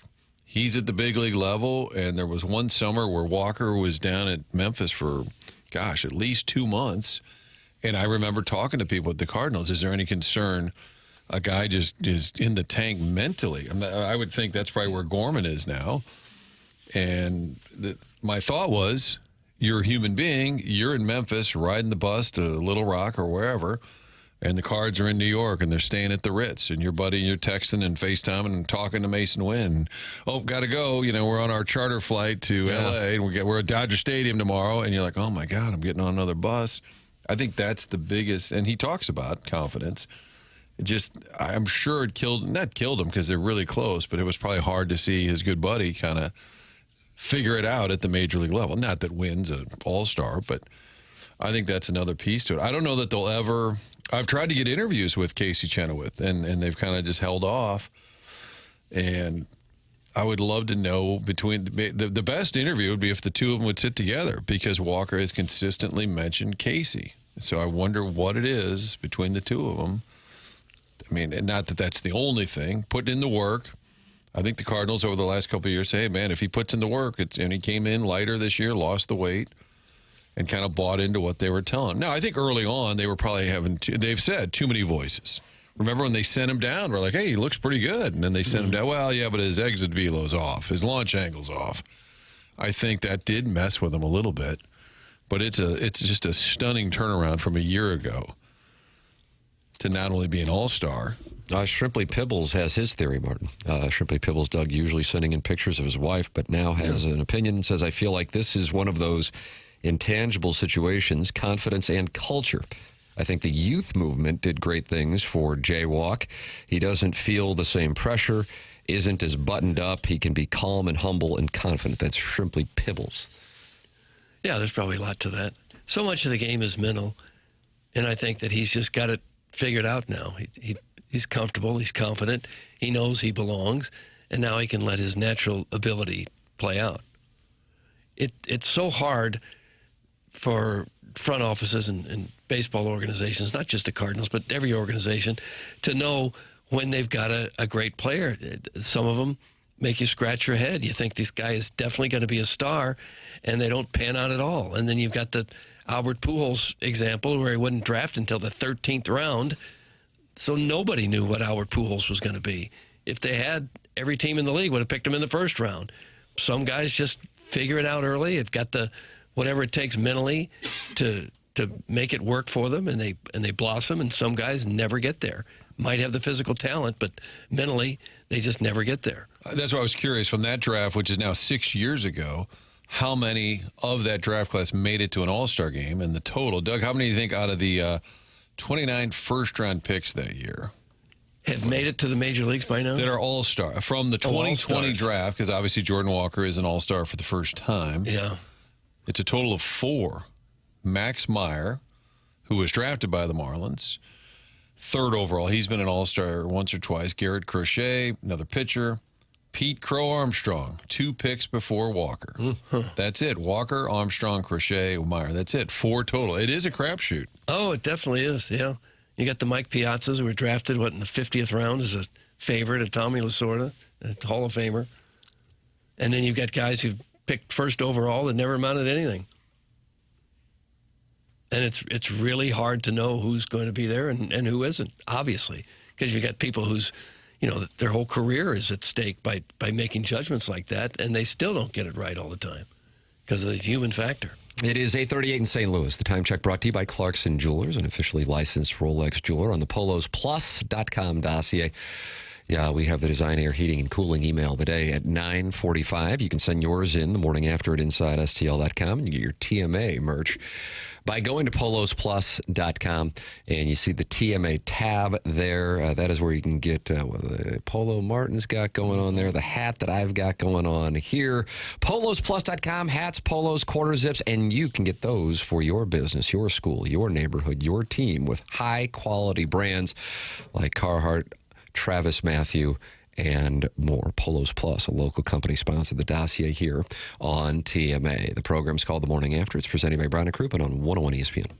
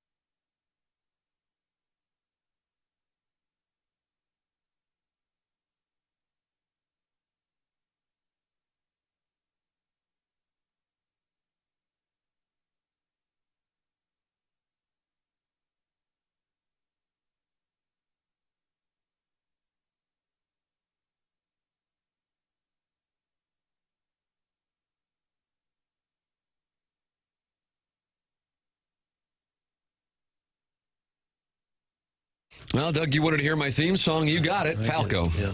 Thank you. Feels right.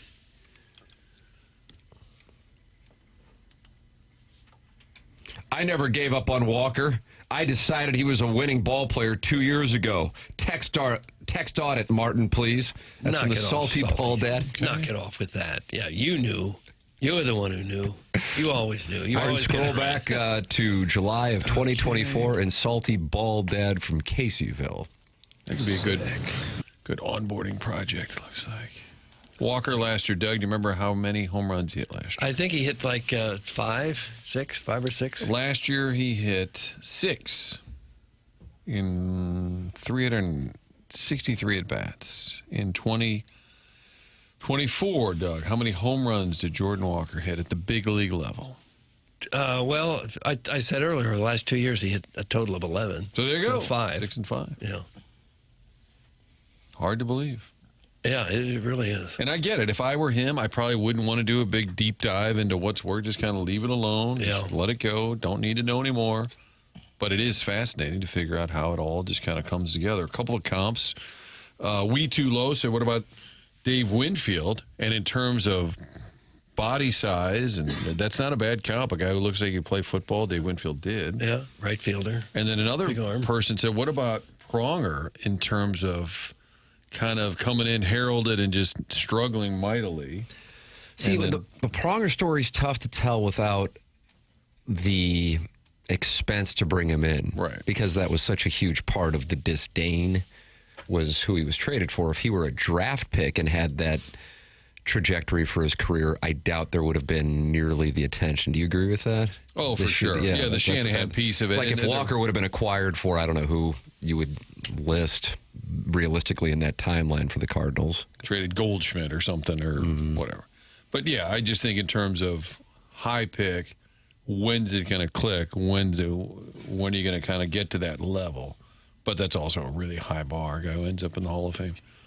Not a good comp, Martin. Not a good comp. You can hear him now. You can text in 314-3999-646. Save it in your phone, and you're texting into this program anytime you want. It's go to the Air Conference Service text inbox. Call in. Many friends have been calling in today. The Collier and Thompson phone lines, 314-974-0101, and talk it over in our Form Energy YouTube chat. The Polos Plus dossier has the Design Air Heating and Cooling email today coming up at approximately 9:45 on this program. I think what took place last night has, because of, again, I keep emphasizing this part of it, the surprise element. But the surprise element has multiple different layers to it. Number one, just Jordan Walker being in the home run derby at the start of the year would have sounded really strange. And then he was.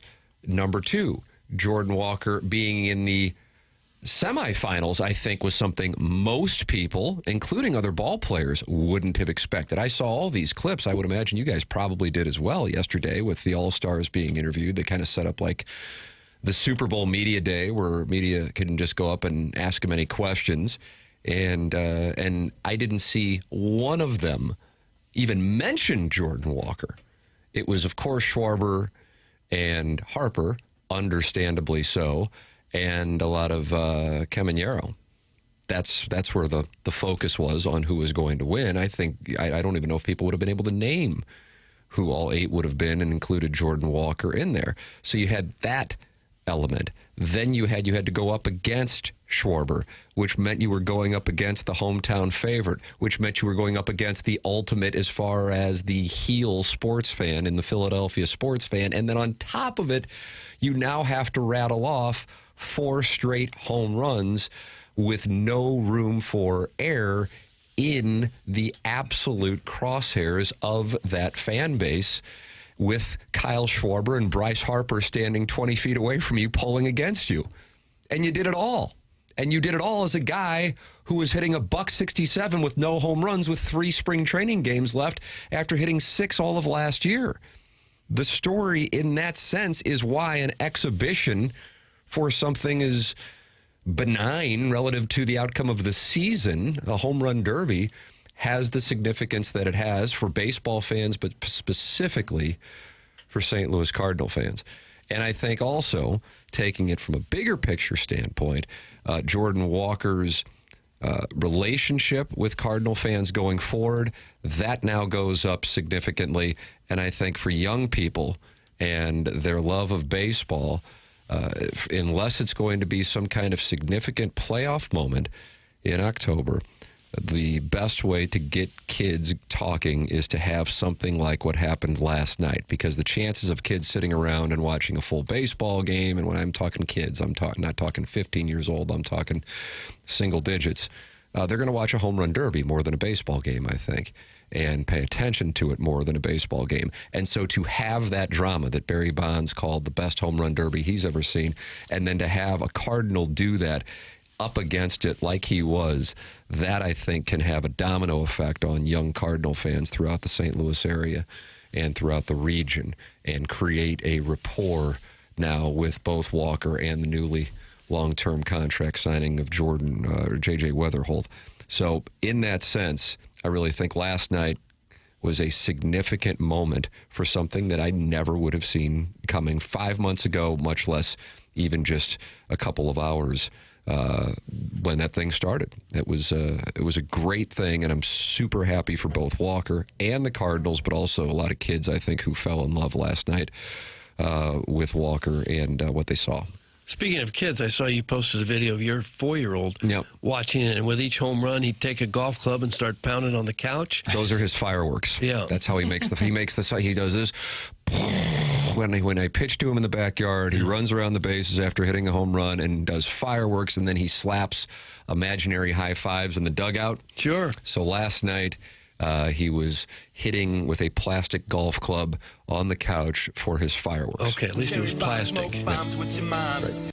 So the couch survived. A couple more years, that won't be a plastic golf club. That'll be a 5-iron. That's correct. Well, yeah, he was the one who, when my son got the Lars Nootbaar foul ball on Saturday night, he was the one who then proceeded to beat the hell out of his older brother in the row, to the delight of the fans around us. Sounds like he's going to be a snoot fan. It will be fun to see if Walker jersey sales, that used to be a metric for how popular a guy is. I would love to know, because there's probably already 1 million Bryce Harper jerseys out there. Everybody's got a old school Jeter or whatever. I would love to see if this leads to some Walker jerseys with younger kids after the show he put on, the circumstance. And I think for him to look around surrounded by the best players in the game currently, and then when it's over, you're just sitting there hanging out with Barry Bonds and Albert Pujols, and they're talking about how great you are. I mean, those guys are bigger than any of the current stars in terms of what they did with their careers. Hey, Mo, get us Bryce Harper. Hey, Mo, get us Bryce Harper. How about that, Martin? That's season 12. I don't think you're there. That was a campaign launched by TMA to help land one of the biggest stars in baseball. Yep, when that didn't happen, we turned our attention to Navy hats. Yeah. Sit down, Jim. Mo didn't take the advice given. Guys, the backwards hat gave Griffey Jr. vibes. That's from Edges and Stripes LLC. And they cut to Griffey in the stands when he was making his run. Did you guys see that? With the backward hat on it, right? Yeah. He beat McGuire in '98, right? Griffey did. How in the Derby? Though, do you think Alan Craig is? What about Alan Craig? Do you think he feels like he's been overshadowed? Was it Coors Field in '98? McGuire, I think, really struggled in the Derby, right? Because there's a lot of pressure on him to just come out and put on a show. But Alan Craig probably watched that last night and probably said, why isn't anyone talking about me? Furious. I agree with you. Wish I had Tim money to afford Netflix and be able to watch the Home Run Derby. That's from Evil Calvin, who throughout the morning, Martin, I know you enjoy a good text audit, has been complaining about everyone being able to pay $25 a month for Netflix. How was everyone able to watch the Derby? Jesus. Well, I'm sure it was a factor for some. A lot of people who would have wanted to watch and couldn't, I'm sure. You don't pay no $25 a month for Netflix. You pay $25 a month? No, I'm not even sure what I pay. That's like if you want what is it, 10 or 15? 4K UHD with no ads. Is that right? Yeah, I think it's like $9. I tried. I got home late, so I watched it after it was over, and I was fast forwarding through Netflix, thinking that's not Walker, that's not Walker, that's not Walker. Then I did a commercial. I'd have to sit through 7 minutes of commercials where I couldn't speed through it. So I'd sit there for 7 minutes. The commercial's over. Then I'm fast forwarding. That's not Walker. Where's Walker? That's not Walker. Oh, another commercial break. Sit through another 7 minutes of commercials. I was throwing the remote. I want to watch it on YouTube. Evil Calvin, does that make you feel better? You hit your couch with a plastic golf club? I would. If I'd had one, I would have. You know, if it's on network TV or cable TV, you can fast forward through the commercials while you're scanning to see what you want to see. Not on Netflix. Nope. You hit that commercial break, 7 minutes. For that reason, now that I think back, I'm not going to be much good to you the rest of the way. Wow, in hindsight. So you're out. Now you're out. I'm out. I am a bad boy, and I'm testing things. This was you last night with Netflix. And the good news is, Doug, you've only got 3 more hours to go. Yeah. I sat through at least 21 minutes of commercials only, just trying to watch Jordan Walker hit some home runs. So I gave up and watched it on YouTube, which I should have done originally. So I had it bad, and that wasn't good. And I know somebody, may or may not be in the room, but didn't have Netflix, but somebody was TikToking live the coverage of Netflix. So there's always, is that right? There's always a workaround. That's how I watched it. There you go. There's somebody in the room. I didn't know if I should out you, Chairman. Oh, you were talking about me? I didn't know if that was legal to do or not. Yeah. About that. God, I love that play-by-play guy. That's really Hurricane! What a goal! This guy's world class! He's world class! Hurricane! Hurricane! Kind of getting tucked by Bellingham, isn't it? He is true. You got France and Spain, 2 o'clock today. Can't wait! Can't wait! On the 2 Fox. Hate this at 2 o'clock. You do? Yeah, which is a night game. I get that for France and Spain, they are fired up. Pre-game at noon. Papers, you've been on a heater with your World Cup plays. Yeah. Do you have anything for France us to advance. France to advance. Doug, easy to remember. France to advance. Let me get in your pants. I heard Sir Soccer predicting a France win for the World Cup this year. You mean early on, even? Yeah, and he did it again last night. One of the 2 favorites of the tournament. Who did Michigan play in the Final Four before they played UConn? Arizona? Yeah. And I recall, I think on this program, we said most likely whoever wins the Michigan-Arizona game is going to win the whole thing. Illinois fans, of course, didn't enjoy that because they were on the other side of it. It wasn't personal. It was an observation. I think the sense is whoever wins this afternoon is likely to win. But, I mean, similar to Illinois and UConn, I wouldn't have been floored if Illinois or UConn would win, considering the caliber of the teams on the other side. But I think that this is the matchup that most around soccer think is going to determine the eventual winner. Yeah, almost certainly, I would think. But, yeah, France to advance today. Can we get this English guy who does the play-by-play? Yes. Can we hear his call tonight, too? Sure. Will there be a snippet available? Yeah. I hope so. It's fun. They don't teach you that in broadcast. No. Maybe it's Syracuse, but not in Missouri. It's been a great World Cup, but the top 4 in FIFA World Rankings are in the Final 4. I would like to see a class at a university where they're teaching future sportscasters to develop a catchphrase. That could be an interesting class. See a bunch of college kids doing that. 299 friends are in the TMA STL YouTube chat, and that's on the TMA STL YouTube channel. Subscribe to the TMA STL YouTube channel and talk it over in the Form Energy YouTube chat. Tim McKernan, Doug Vaughn, Martin Kilcoyne. Little Jackie Paper's glorious return is right here and right now. Chairman Kurt fielding phone calls and filtering emails for our Design, Air, Heating, and Cooling email of the day. The program's called TMA. It's presented by Brown & Crouppen on 101 ESPN.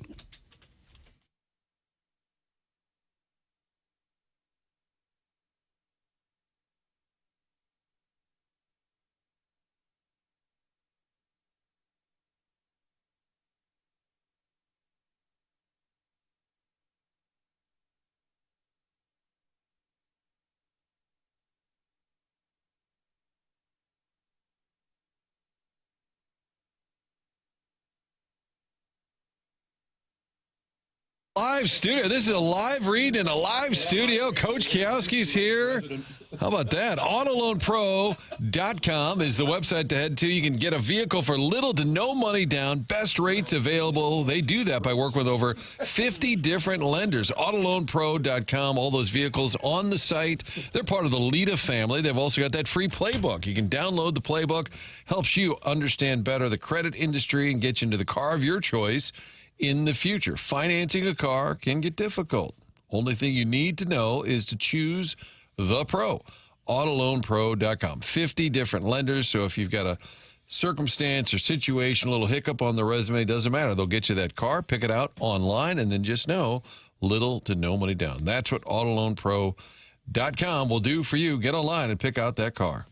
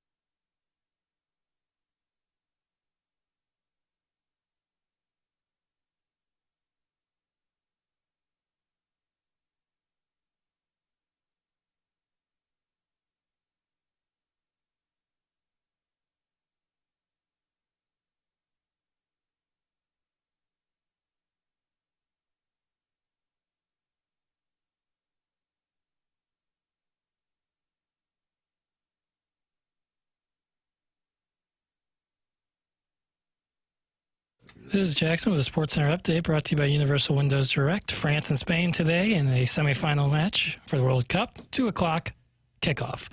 That was another SportsCenter update brought to you by Universal Windows Direct. You'll be saying, I love my windows.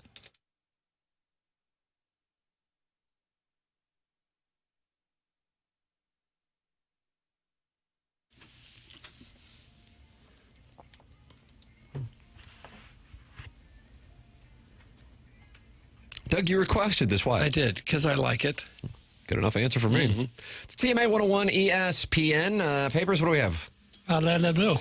Let's go Blues, a.k.a. Let's go French. Oh, You're rooting for the French. Yeah. On Bastille Day, is that why? I like Kylian Mbappe.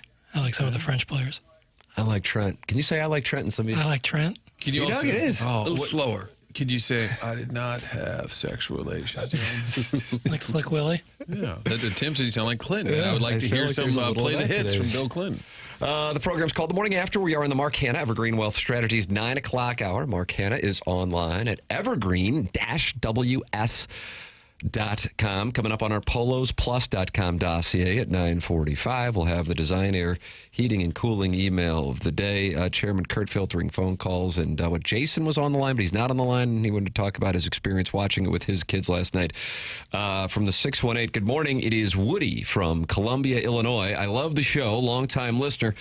My son has had a Walker jersey since he came up to the big leagues. I'm sure jersey sales will go up big time, except for those suck asses in Philly. Oh. My son Jacob was pumped and sporting his jersey watching the Derby last night. His older brother and him were playing the home run siren. They play at Busch on their phones just about every home run. When Walker won, they played it at max volume. It was a great experience for Walker, and I hope he keeps up the hard work. I'm worried about his swing, though. Remember when Edmonds did the Derby? He didn't seem right after the rest of the season. I hope Walker continues his hot streak. Go Cards. # Navy Caps on the road. That is from Woody in Columbia, Illinois. And Chairman Kurt Dougie's doffing his Navy cap over there. He just doffed his Navy cap. I don't worry about his swing. I think that's overstated. I think you got to give the guy credit that he knows that he's swinging for the fences during home run derby and not always doing that in the game. I think they're smarter than that. I wouldn't worry about this. And one of the things they were making the observation of throughout the broadcast is, and Schwarber himself said it, Walker's was this compact line drive swing that looked effortless. Schwarber, as he said afterwards, he's just hitting these high traj bombs. That's a different kind of thing. I mean, for Walker, that's how he hits the ball. So I don't know. I mean, yeah, I suppose if you see him go into some kind of slump, certainly that is an understandable conversation. But Martin, I think you were talking about it last week that's an overstated, when you look at data, talking point. I think Kevin Wheeler posted like a whole story that says it's an old wives' tale. That when you do the Derby, I think Edmund said it was like a shoulder thing. I'm pretty sure his wasn't just swing, but it was something that he probably got hurt swinging so hard. I think he tweaked something by swinging so hard, and I think that would be, if you were worried about that, that'd be encouraging. Just kind of the effortless swing he was taking, and you could tell from Bonds and Pujols kind of breaking it down. The way he was swinging, he wasn't trying to kill the ball. So, yeah, hopefully he's fine. But I just think from a confidence standpoint, he's going to be at another level now. Love to get him. Wouldn't it be great to get up there tonight and hit one out? Oh, yeah. It'd be terrific. Just need one. What did Wainwright give Jeter, what he called a pipe shot or something at the All-Star game in 2014? So, like, basically gave him one to hit. God, it'd be great. It's going to be hard for the game to live up to the home run derby. It is every year now, though, really. Yeah, I agree with that. I mean, I'll be watching tonight. I'll be like, oh, yeah, I guess I know that guy because somebody's got him in our fantasy baseball league, but I've never really seen the guy play. People were asking this, and I do wonder about it. Do you think that Walker gets cheered or booed tonight when he comes up, or will there be any response at all? Because the obvious is you boo him, and like they were doing carryover from the home run derby, and it would be kind of, if I were him, I would like step out and like wave my cap. That's what he did last night when he was walking out to get introduced. When they're booing you, but I wonder if they, in a weird Philly way, if they'd turn it tonight and start cheering. Probably not. No, I would expect to get booed. But I do think deep down, there's like, all right, respect. as I read that Jason Stark column from The Athletic this morning, and he drew the comp to Chris Carpenter in the 2011 Game 5. Said, what can you do? This isn't a case where you had some kind of Don Denkinger thing. This is a case where we put our best out there. We put our Roy Halladay out there. We put our Kyle Schwarber out there, and you beat us. I mean, and it's one thing, it's obviously nothing against Chris Carpenter, but Chris Carpenter had been in the game for a decade at that point, and Chris Carpenter had won a Cy Young. This is a guy who a few months ago, we were wondering if he was going to be at Memphis to start the season, and is doing what he's doing, and did it in the face of that kind of adversity. So I think that for plenty of sports fans, and I would imagine they're getting calls and texts into WIP in Philadelphia this morning like, man, that sucked. But at the same time, you got to give him his respect. We played Schwarber earlier on in the program and his reaction, but I think it's worth playing again because, number one, it speaks to Kyle Schwarber's grace in defeat, but also his appreciation for what Walker did. What did you think of Walker's run? Did you think you had it? I mean, that was impressive. I mean, I didn't ever think I had it won because I know anything can happen, especially when it gets down to that last ball, right? And the big one was that the ball hits the top of the wall there and snuck over. And I was like, ooh, that one's not good for us. And then obviously you get to the last ball. You just got to go 3 the tie, I think, or it was 3 the tie or 3 to win, and 3 the tie, and he went 4th to win. And you tip your hat to him. I mean, he was able to. I was saying they were willing against him pretty much to distract him, whatever it is, to try to will that ball not to go over the fence, and he was able to slow it down and be in the moment there, and he was able to get the job done. And he was hitting some laser beams. Like, I was like, dang, man, I'm hitting these high fly balls, and this guy's hitting little laser beams out. But it was really impressive what he was able to do. Yeah, that it was. I see tickets for the All-Star game tonight as low as $1,351. Should we fly up there privately and then come back, or do a remote from there tomorrow? And if you want a seat in right field, lower right field stands, where maybe you'll get a home run ball, $5,275.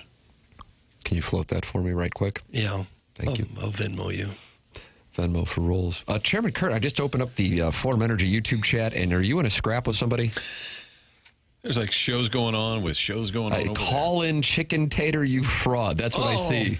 Call in chicken tater, you fraud is what I see from Chairman Kurt. Who's chicken tater? That's a great question, Doug. We'll never know because he hides behind that name. He comes in once every couple weeks, insults some people, and then scurries away like the cockroach he is. Wow! Oh, gosh. This chicken tater's in your craw. What did Chicken Tater do here? What's going on now? Let me scroll up here. He had something to say about Martin. Why is Martin a complete ass? Is he compensating for his lack of talent? The bit where he messes with papers is getting old. And then I'm not going to say what he said next. Oh, he used the F word. F this, F that is what he said. No, that's a fair thought and a fair take, except I have not messed with papers at all today, have I? I'm an expert, you bitch. Hey, there. I would like context on that, even though I'm the one who said it. I don't remember. You haven't messed with me today at all. I know, buddy. I even offered to almost bring you food. Yeah, it was very nice. Guys, I let my 4-year-old stay up and watch it with me, and we were both really excited. He woke up this morning asking to watch Jordan Walker on YouTube. He didn't know his name before last night. A really fun night. That's from Larry Thornton, who used to produce sports at KSDK. Speaking of which, Frank Cusimano, friend of the program, texting. And he was talking about the clip that I posted on my Instagram of my 4-year-old running around last night. I think last night was a... Is Frank going to do a piece on a father and son named Tim? Was a and then off to the side, the 8-year-old mad that the 4-year-old who's swinging his golf club like a baseball bat is complaining about him blocking his view. Doug, I didn't include that. Yeah. In the Instagram post. You wanted to hear from Big Al? You got it! Okay, good. Here's Big Al on the Collier and Thompson phone lines. Good morning, Big Al. Here's what I got to say, Tater Salad. I'm on Twitter as the one and only Big Al in the STL. All you got to do is hit me up hit me the address, and I'll be there, and I will smash you into smashed potatoes. You don't mess with these people. You ain't got nothing else to do besides act like an ass and get off the dang YouTube and everything else. You're nothing but a blankety blank. Fill it in, taters. How you doing, Jack? How you doing, buddy? Oh, my God. Fill in the blanks. I like that. Are you still sick, little buddy? I'm all right. You sound terrible. No doubt. What do you got, Asian flu? No. All right. I'm worried about you. Big Al, I appreciate it. So they came after me, and then you came on strong, Oh, buddy. yeah. Tater, I'm on X. I don't care. I am 64 and there's so much more. So if you want your ass whipped by an old man that beat cancer, I'll beat you worse than I beat cancer and ask cancer how that felt. Oh, all right. I gotta go. Okay, sorry to bother you. Oh, Jackson called Big Al. He wanted to call him. I love Big Al. Rack him. I love Big Al. gosh. You don't see a whole lot of 64-year-old enforcers, but we've got one here. Looking to scrap. I like that. But then he's got to go. Yeah, he had to go. You can email in the morning after at InsideSTL.com. 4-hour Design Air Heating and Cooling email today. Doug, you have any thoughts on Design Air Heating and Cooling? And that's Seth Goldkamp. Well, the thought would be if you have any kind of problem with your air conditioner when it gets really hot in St. Louis, Design Air is really the only company that you need to know, and that's been the case here for a long, long time. They started in St. Louis way back in 1904. They have got this figured out. Seth Goldkamp, fourth-generation family-owned business. They've got technicians that are simply known as it's the home of the handsome repairman. That's what Design Air is. You don't know who you're going to get. You might get the heavily muscled and highly regarded Brian. You might get the Silver Fox Larry. Whoever it is, they'll get you fixed up. Toot sweet. That's what they believe in. At Design Air, they believe in honest work. You're never going to be sold something that you don't need. So whether you're dealing with the heat this summer or the cold when winter rolls around again, they've got your back with dependable service and no pressure solutions. Ask them about that regular maintenance plan where they'll come out before you have a problem. Make sure that your HVAC system is working as it should. Visit DesignAirService.com. Schedule your service today. Design Air, comfort you can count on since 1904. Design Air brings the heat. There it is. TMA 101 ESPN live from the Stiefel Studios. Tim McKernan, Doug Vaughn, Martin Kilcoyne, little Jackie Papers playing her today like a champion. Chairman Kurt talking it over with the callers on the Callier and Thompson phone lines and filtering through our emails for the upcoming Design Air Heating and Cooling email of the day. It's TMA 101 ESPN.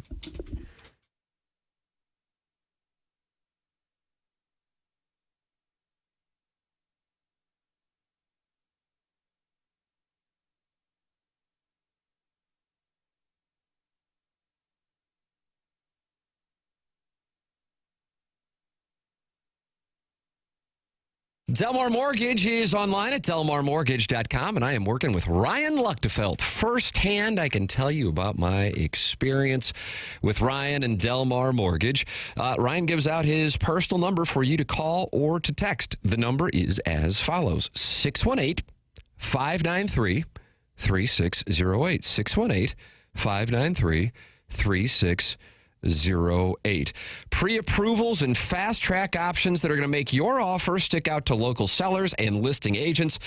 The housing market is hot. Make sure you are positioned best with Delmar Mortgage and Ryan Luchtefeld. 618-593-3608. That's his personal number to call or text.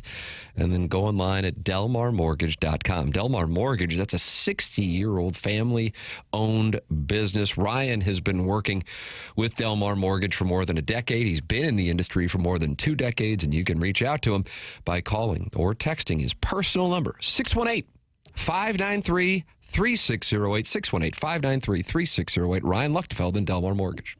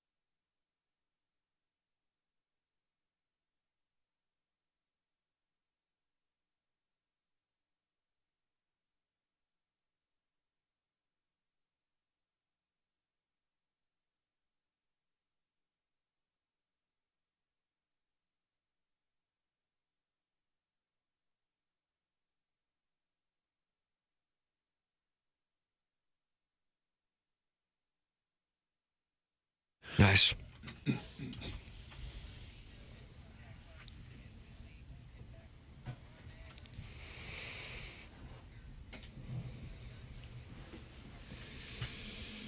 Tried.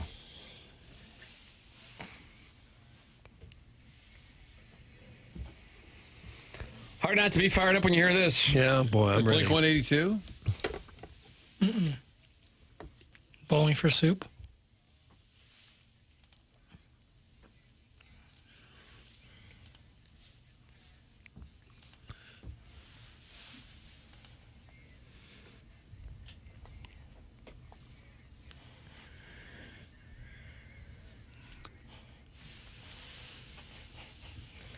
You know, every time England wins the World Cup match, they all link arms and sing Wonderwall to the fans. That's right. I'd like the Cardinals to link arms and start singing this to Yep. When you hear just a raw talent, I just can't wait to see Dustin May do it. You wonder why this guy didn't become bigger on a national level. I agree with you on that. But listen to the vocals.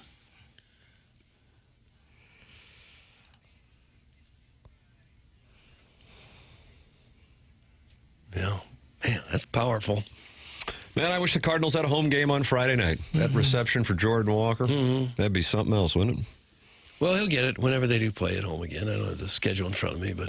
Oh, that's called show prep. Yeah. It's a Thursday afternoon game against the Diamondbacks. It's a makeup game. Oh, 4:30 start on Thursday.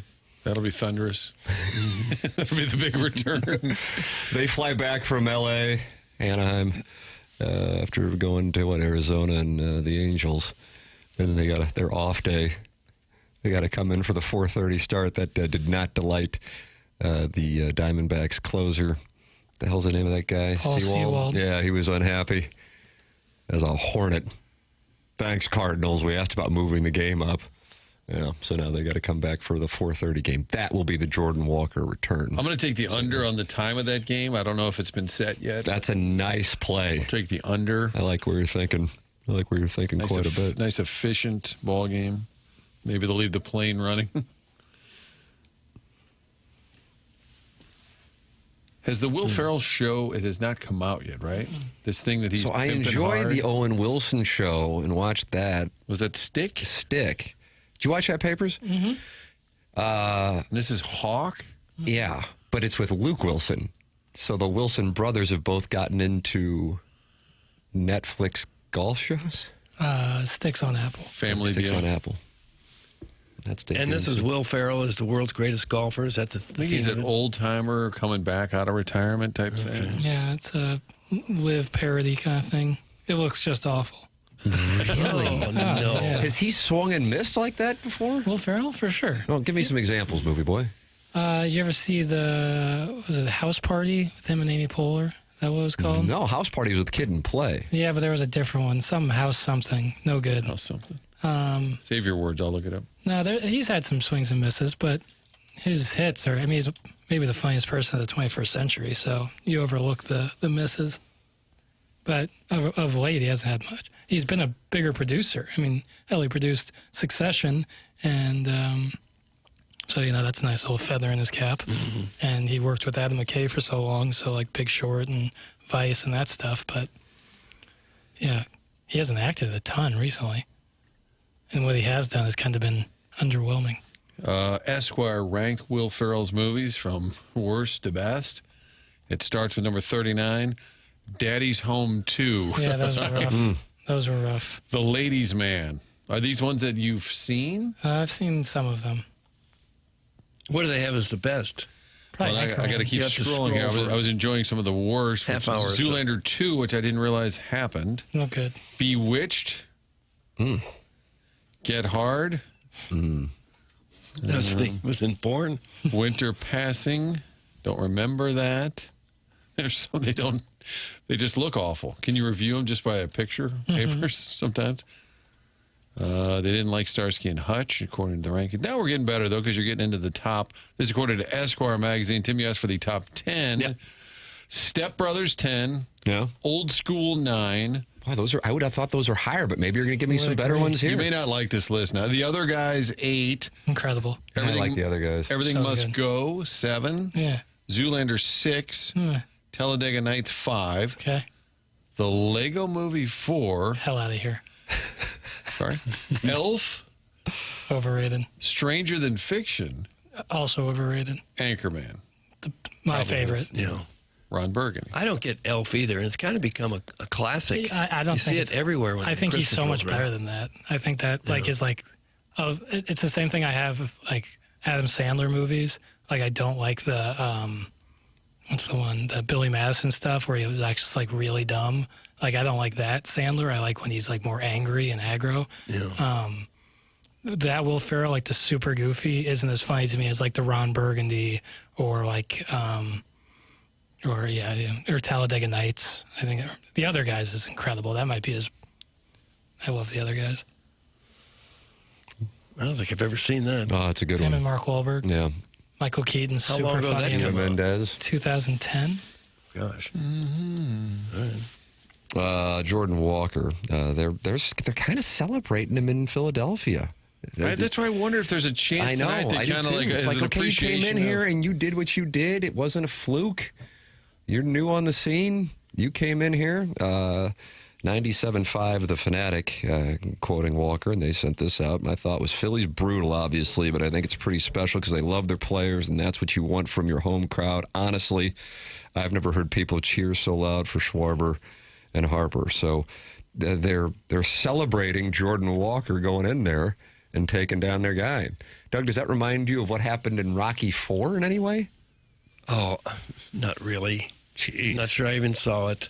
Oh, my God. I was probably in a library somewhere, Tim, doing research. Weren't you in Miami? Yeah, but still my studies were library. How crowded are those Miami libraries, Doug, in the mid-'80s? There has to be one somewhere there. You know, when they cut away to Harper and Schwarber and who else was out there? Christopher Sanchez, Brandon Marsh. There were a bunch of Phillies down on the field. Mm-hmm. And it was all celebration. They almost did the Washington football team Commanders, and then they had another name. Fun Bunch. Remember the Fun Bunch, Doug? Sure. Alvin Garrett, They were all Art Monk. gathered around doing a little celebration, and the party was on. The party was on. And the party was still on early on during Walker's at bat. And then all of a sudden it got a little different tone where then they cut away to Schwarber, and he's got this smile on his face, but he's not really moving anymore. Like, oh crap, is he coming? Mm-hmm. And sure enough, then he did.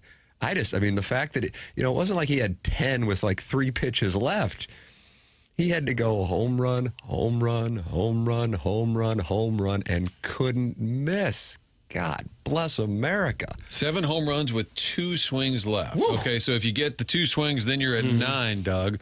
Then you need the extra swings. Then I need you to hit 2 more just to tie. I need you to hit 1 more to win it. And some credit to his pitcher who put it right where he needed it. Yeah.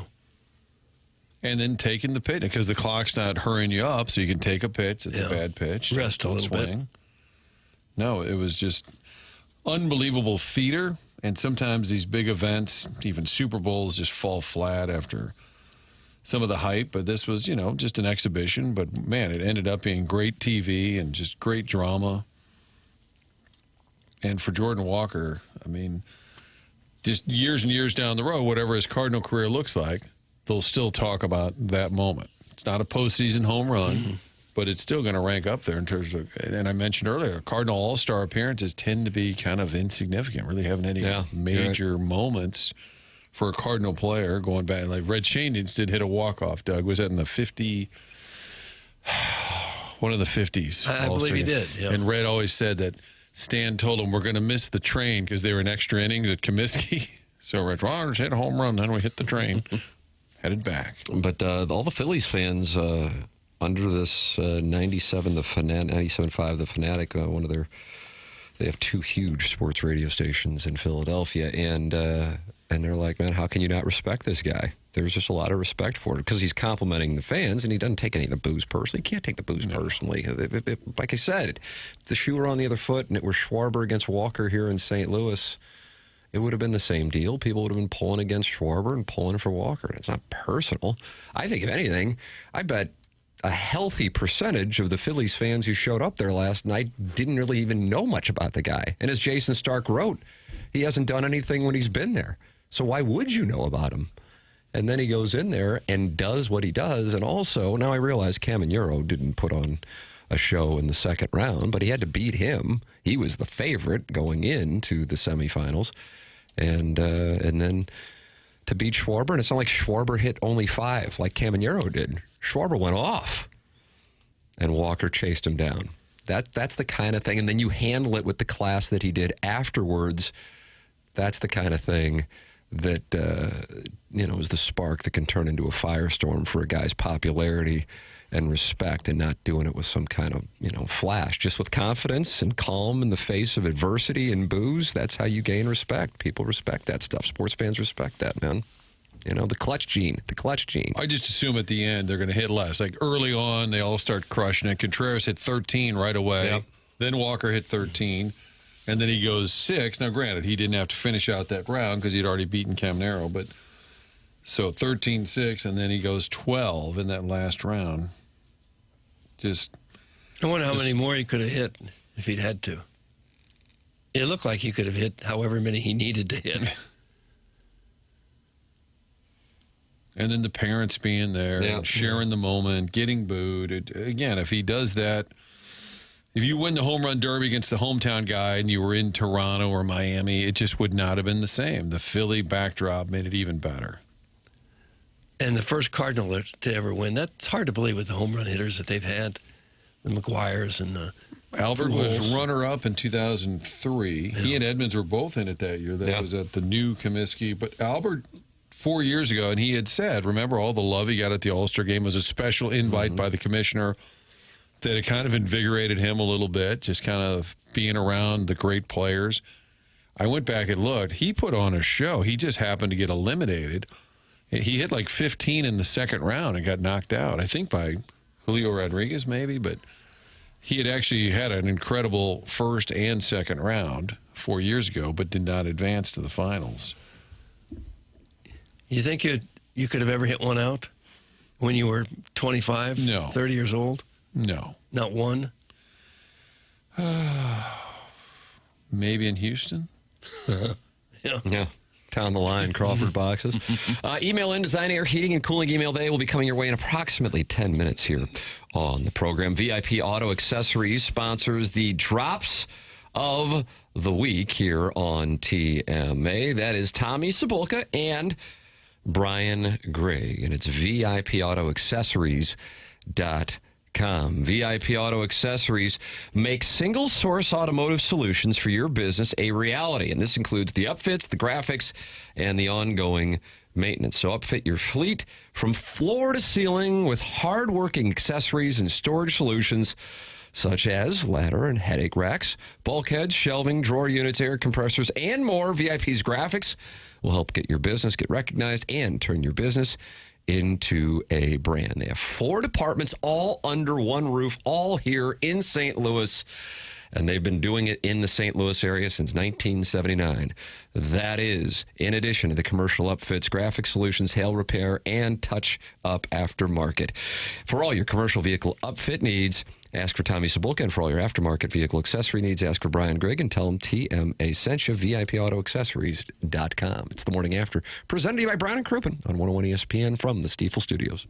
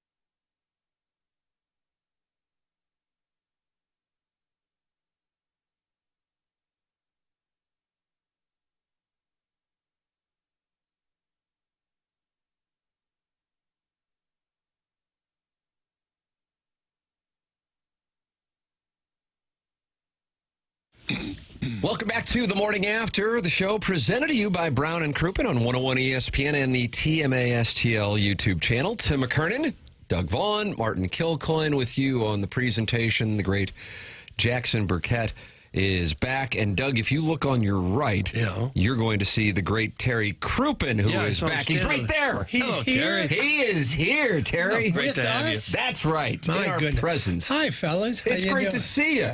It's good seeing you. I've been away a while. Yeah. You know, I have a friend who just got back from a round-the-world cruise. He didn't take his wife because she doesn't like cruises. But he took 4 months. Wow. All around the world. Not many guys could get away with that. No, that's the truth. I wonder, is he getting away with something or is he given an opportunity? I don't know. So I maybe you don't know the triptych, but like, how do you handle the trip? Do they go up and down or just around? He started out, I know, in Hawaii, and then they went to the South Pacific. Mm-hmm. You know, Fiji and Bora Bora, and then I think they hit India, and I mean, it was an amazing. Any place you'd want to go. Yeah. I thought it sounded great, but everybody else I've talked to said, I don't know, 4 months on a. First of all, I'd be, as big as a house, eating cruise food. But they went to Africa, Europe, the Far East, Middle East. I mean, it was every place you can imagine. I don't know. Would you go? Yeah, I think I would. I think that'd be fascinating. Did that intrigue you, Terry? Would you? It does. Yeah. It does. Yeah. But I don't know. I'd like to have an out. You know if what it I ain't mean? going too well, I can pick me up on a helicopter and get me to the nearest airport. Yeah, I'm done. Well, I suppose you could at one of the ports of call. You could go to yes, you could just leave. Yeah. But I'm guessing the trip cost, I would guess, 6 figures. You know? Yeah. Oh, yeah. I would think so. Yeah. Because a week will cost you. Maybe I'll get him to come on the radio and talk to you guys. Come on in. I read a story once about a guy who lives on a cruise ship. Oh, yeah, they have these boats. Condo. You buy a condo on a cruise ship. Constantly traveling. Carl Peterson, who ran the Kansas City Chiefs, one of Dick Vermeil's best friends, lives on one of those ships where he's always moving. You're always... Is that right? Yeah, you have a condo, but it's on a ship. But no other bills. Yeah. Yeah. All the food is prepared. And I think there's different, like everything else, there's different ships. I think there's some that are luxury and then some designed for people that don't have a vast fortune to spend. And then some are just stowaways. They're just on the boat hiding. They're just in there. In those torn pants you see the castaways the old hobos with a little stick over their shoulder. Yes. So what's your idea of the perfect vacation? My idea of the perfect vacation. I've had some. I'm trying to think. It's funny. I've been a lot of places, but there are very few places that I came home and said, oh, I want to go right back there. Yeah. I went to Japan, and it was really nice, and I enjoyed it, and a lot of very fine little people. You know what I mean? And they're the most orderly people in the world. Oh, yeah. If there's a line, or you're getting on one of the trains like a subway, they just all stand in a perfect line with perfect spacing. I mean, they're just very orderly people. But I don't want to go back. Well, once you've lived in St. Louis, there's really nowhere else you want to be anywhere in the world. It's, what the funny thing is? It's my home. Yeah. And I really, once I get over the shock of driving home from the airport and seeing everything is gray and brown here, and when you're in the, around the ocean, everything is bright yellow and green and red, and really, we don't have a good color palette here. Oh. So we just need to sprinkle some coastal colors, you're saying. Thank you. Around town. Thank you. Exactly. Okay. Freshen it up a little bit. We used to work with a guy, Iggy, who suggested that I remember Iggy. Downtown buildings be painted in pastels to make it feel more like Florida. Why not? I mean, why would you paint a building gray or brown? Yeah. Look at that. There's a gray building there. Nice. If that was... have you gone down Lindell? Yeah. There's a house, a white house, a modern house. And it's got all the various parts of the house. Right by the History Museum? Yeah. that are painted in different bright colors. Like the back of the house is pink, the front's white, there's red. I mean, it's really nice. Kind of a Miami Vice vibe. Exactly. Okay. That's 2. You finish every sentence. I need you. What color's your house, Terry? Let's go paint it today. You and me, let's paint it purple. No, not purple. It's Okay. a little dark. All right, too dark. Sorry. Yellow, green. We were vibing and then we weren't, Tim. I lost him right there. It just went a little too far. It was better than nothing. And you said Andy, your son, Andy Crouppen, is one of the busiest guys in He's town. the biggest. And when he doesn't come see us, we're always hurt. And then he'll say he has to walk his dog. We're like, oh, he just doesn't want to see us. But No, he's no. busy. He has to walk his dog. He's got a very nice dog, but it's very active. But Andy is the busiest man I know. He's got 3 little girls, and they're the cutest little girls you've ever seen. But, you know, he's got a 14-year-old girl. That's a hard thing to have, you know. That's they're a handful. Yeah. What that? How many kids did you have? Well, I had 4.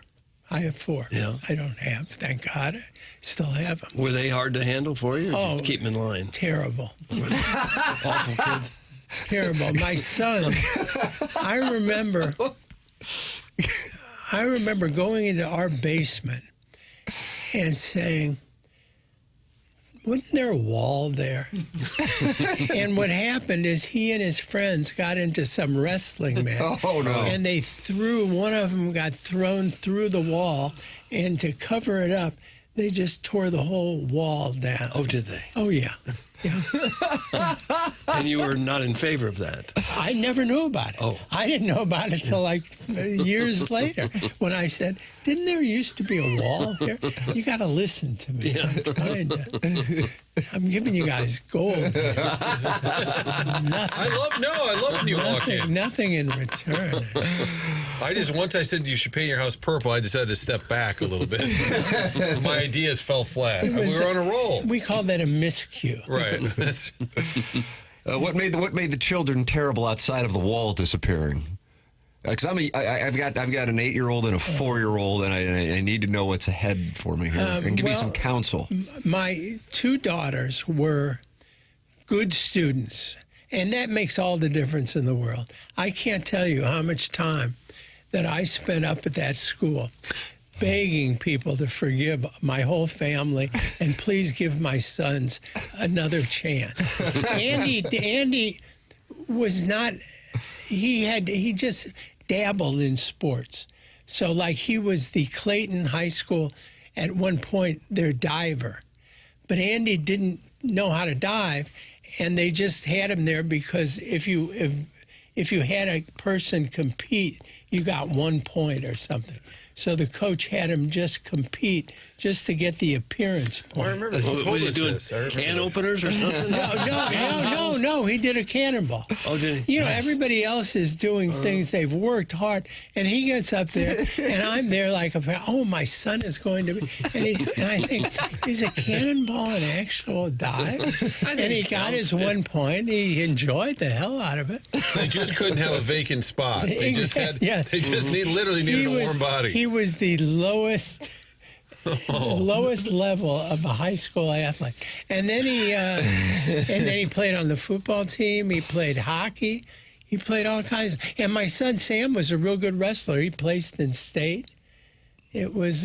He probably destroyed the wall in the basement. Yeah, he was the biggest challenge, as we like to call it. Yeah, well, and he's probably doesn't he have a YouTube channel or a oh popular yeah, video? he's got like a 500,000 fans on TikTok. So what's he doing? Secret Service Sam.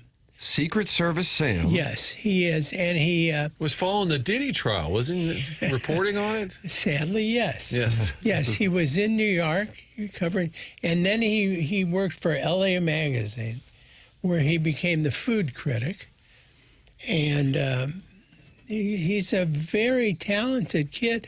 But as you guys know, with being in showbiz, that's a rough life. Yeah. You know. Just look at us. Mm-hmm. Yeah. Look what it's done to us. We're all beaten down. I didn't want to say anything. Okay, you were thinking it. But as I tell walked just by in, looking at us. there's just the stink of failure. Oh, that could be a Just promo. kidding. That could be a promo. Just kidding. That could be a promo. what if we threw some pastels on the wall? Would that make us look better? Well, we could Brighten it up a little sure bit. wouldn't hurt me. What's what you were talking about travel? What's the one country or place you went to that you were so excited it was a letdown? Like you'd read about it, seen pictures, and then you got there and said, Jordan. Okay, the country. In the Middle Jordan. East. Yeah. And Beirut? You were expecting a lot there? No. But Is that Amman? No. Did you see the Indiana Jones movie? Sure. Yeah. The Last Crusade is what you're talking about. Yeah, the one where he goes to the Petra. Yes. In Jordan. That's some ancient society that they don't really know a lot about, but they left these incredible, like you walk in and there's the Treasury building, and it's like 100 feet tall, just carved out of the living. It's the scene from Indiana Jones. Yes, I know exactly what you're horse. talking about. Yeah. And then so my wife and I, we go in there and we walk it. As you go up to it, you walk through a passage through high cliffs on both sides. And when you get there, you see this incredible red stone building, the Treasury building.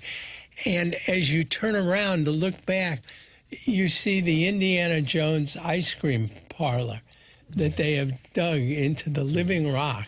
So it's a little touristy at this point, as you're saying? Yeah, it takes something away from it, yeah. And then I took a donkey ride on a very small donkey. So I felt at any moment the donkey and I were going to just fall over. It's stuff You had him sign a release, though, didn't you, ahead of time? Yeah, in Sanskrit, some language I never. No, but that was a little disappointing. I'll tell you where I wasn't. I went to Africa, and we went on safaris and stuff. The game, and that was exciting. I like that. That's on my wife's list. She wants to go to a safari, and I said, Can we just go to Montana and see the mountains? You know what? When you see the giraffes and alligators, mice. It was mice. You went to Africa. No. Rhinoceros, large animals. No, we did. Did they ever get near the vehicle? In my phone, I have a picture. First of all, you go in these big. They're not SUVs. They're open, like truck vehicles with a guy. And the animals are right there. I have pictures. We're in the middle of a herd of elephants. And for some reason, the animals can't tell that you are not part of the vehicle. So you look huge to them. And they tell you, don't stand up, because if you stand up, they'll then figure out that you're not part of this big thing, and they'll eat you. Oh, yeah. And that. That'll keep you from standing up. It just as if you were nailed down. And so we go, and I have pictures of it. 2 lions came just out of the bush, and they just walked within 4 or 5 feet, and I'm looking at them, and they go, and I say to the guy, why are we doing this? Why isn't this dangerous? He says, no, they can't tell that you're not part of the truck. Really? And I said, well, what if there's like one really smart lion that figures that fat guy isn't part of any truck? No, does the guide have a gun or anything? Yeah, but he's got a big rifle, but it's in a case. Yeah, so it'd take a little while. They told us that a few months before, somebody had a lion had come chasing an animal and leaped over the truck and landed in the truck with people. God. Oh, my God. Yeah. And so What was the conclusion of that anecdote? I want my money back on that. I think he was just happy to get out alive. Terry Crouppen, Brown and Crouppen. Terry making his glorious return to the morning after. Wonderful to see Hey, guys, Terry. it's been a pleasure. and I hope we can do it again. You're welcome anytime. That's right. Terry That's what Crouppen. they all say. Terry, thank you so much. Bye, guys. Great to see you. Terry Crouppen with us here on the program. We'll take a break, come back with more of The Morning After as Brown and Crouppen is the presenting sponsor online at getbc.com or by calling 314-222-2222. Terry Crouppen, Brown and Crouppen, presenting sponsor at TMA. Next on the Polos Plus dossier on a Jordan Walker heavy. Morning After is the Design Air Heating and Cooling email of the day. Tim McKernan, Doug Vaughn, Martin Kilcoyne. Little Jackie Papers, a glorious return. Chairman Kurt has filtered the emails. We'll read those next here on the Morning After, live from the Stiefel Studios.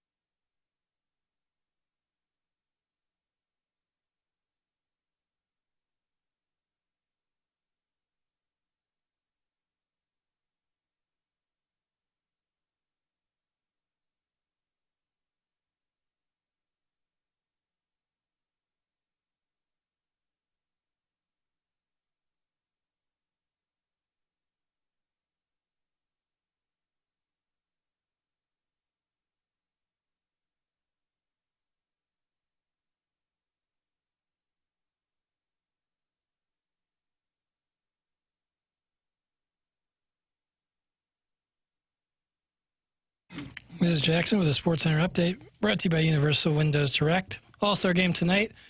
Coverage starts at pregame at 6 p.m., first pitch at 7 p.m. right here on 101 ESPN. That was another SportsCenter update brought to you by Universal Windows Direct. You'll be saying, I love my windows.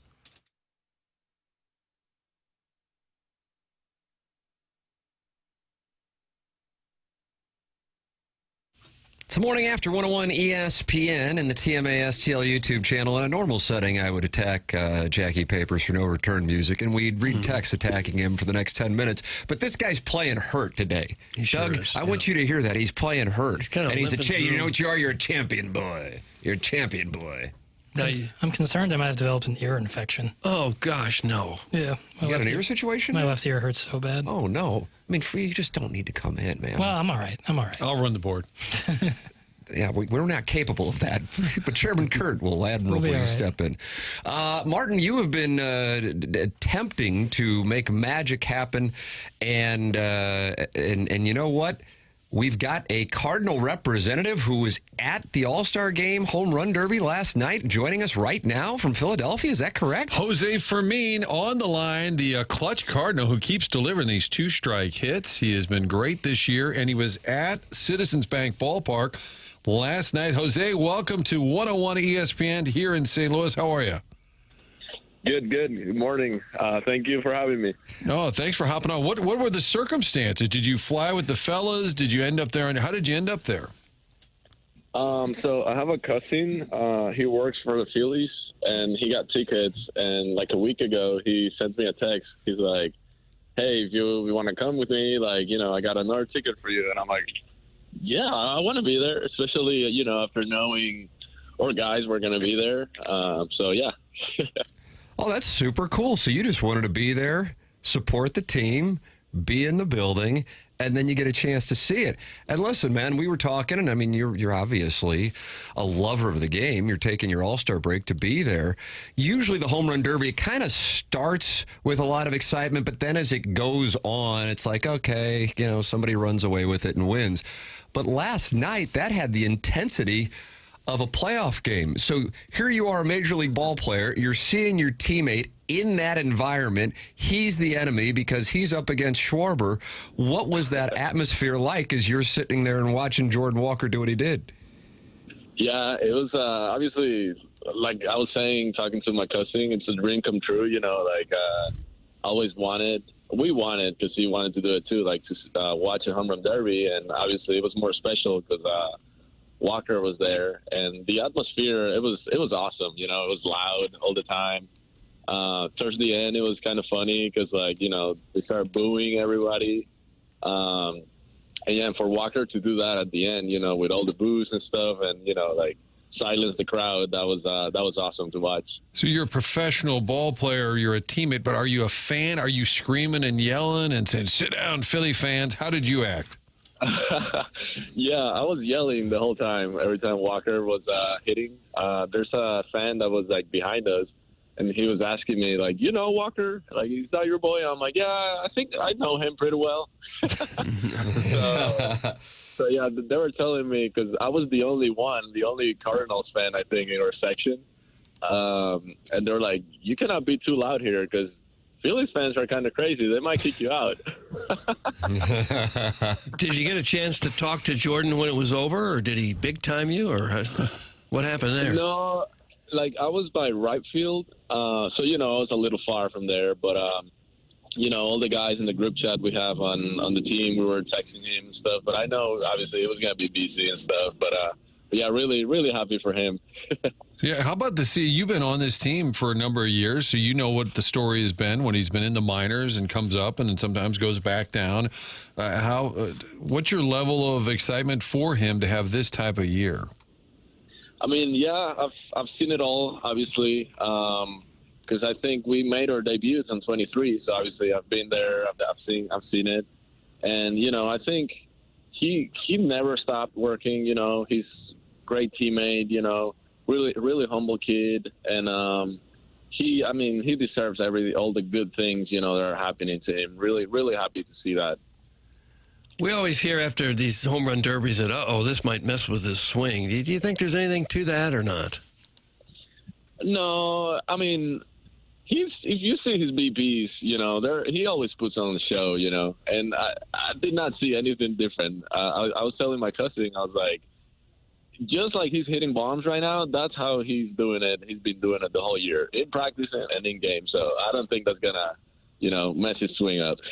Yeah, it's a smooth swing with just barreling the ball, kind of more on a line drive trajectory. And I know you're up in Philadelphia and hanging out with your cousin, but Kyle Schwarber talked afterwards, number one, tipping his cap to Jordan Walker, but also saying he just noticed he was hitting these line drives and he was hitting these high traj bombs. So Walker's business model was certainly more sustainable with those long drives, and probably, as you said, Jose, not really altering his swing from what he does in batting practice and during the game. For sure, yeah. He was hitting balls like 450, I think 470 on a line drive. So like that was really, really impressive to watch. And like I said, he's been doing that all year, like practicing in game. So it's even more impressive. They were calling this to attention, and I'm curious. I mean, you've been in the arena. You know what it's like. I realize, it's a different element when it's a major league game versus a home run derby and an exhibition. But still, that struck me as a pressure-packed thing. Ben Rice might not be a household name. He certainly is for Yankees fans. But that guy's been raking up in the Bronx. And Caminero had a tough second round. My point being, there is some pressure in that thing, even though there is an exhibition.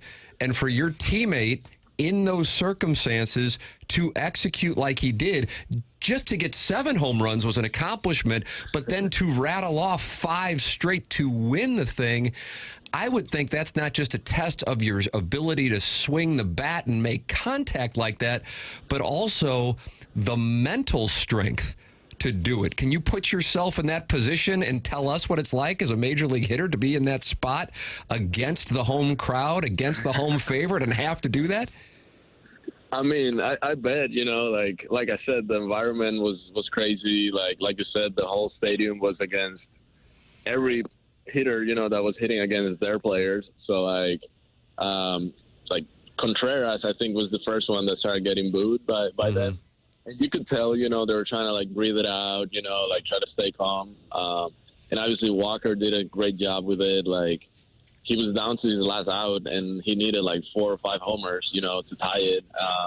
So that was crazy what he did. And obviously he had me, yelling and everything. I got some videos, I posted them on Instagram. So if you guys see it, you're going to hear me. I kind of lost my voice a little bit last night. So shout out to Walker.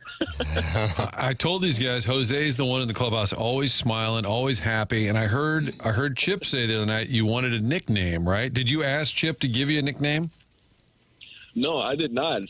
He came out with it. So the Ferminator. Are you okay with Ferminator? I love it. Like that.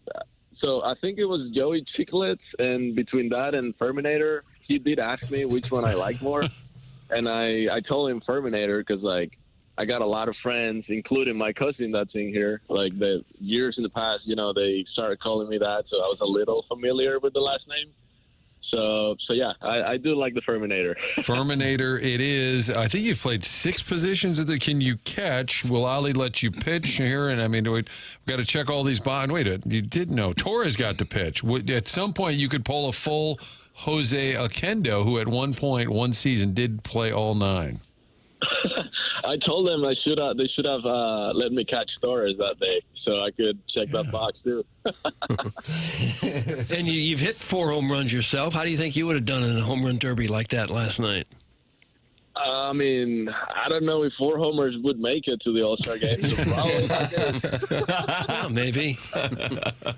Now, will you go to? Were you going to go tonight?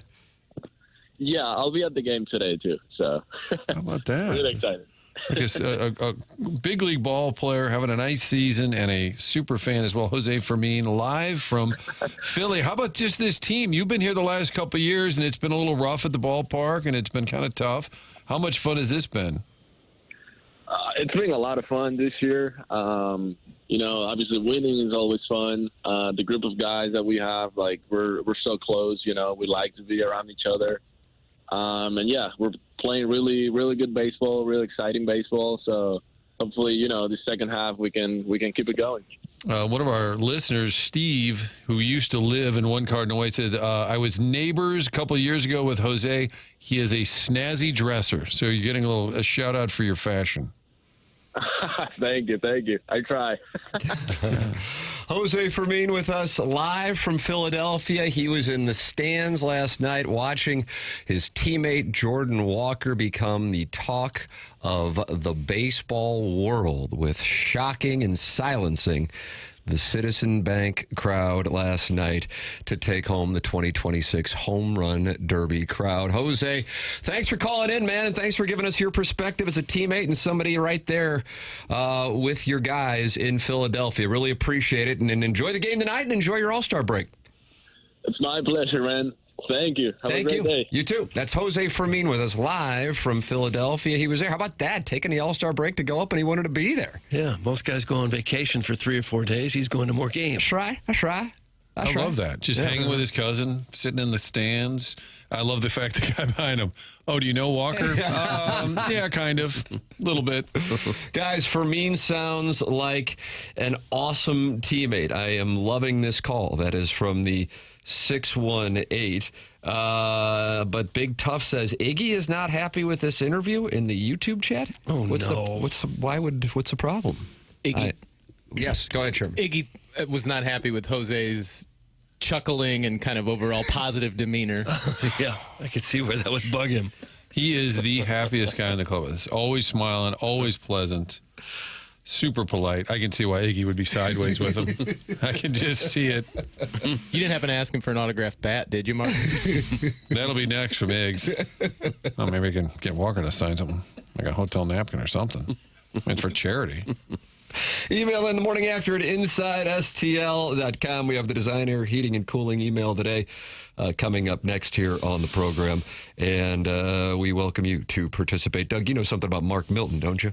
Well, I sure do. Mark Milton is the tax accountant to the stars, really, in St. Louis, or to the people that are having any kind of problems with their taxes, and that's quite a few people, actually. He said you'd be pretty surprised how many people run into tax problems because they didn't pay quarterly or they just decided not to file at all for whatever reason, and then the IRS comes knocking and you've got some big problems with tax liens or bank levies, wage garnishments possibly, or even a criminal investigation, and things get really nasty. But that's where Mark Milton steps in. He'll take care of you. Started his legal career with the Department of Justice Tax Division in Washington, D.C., where he represented the IRS in tax cases around the country and received the DOJ's Outstanding Trial Attorney Award. This is one of the best in the country at what he does.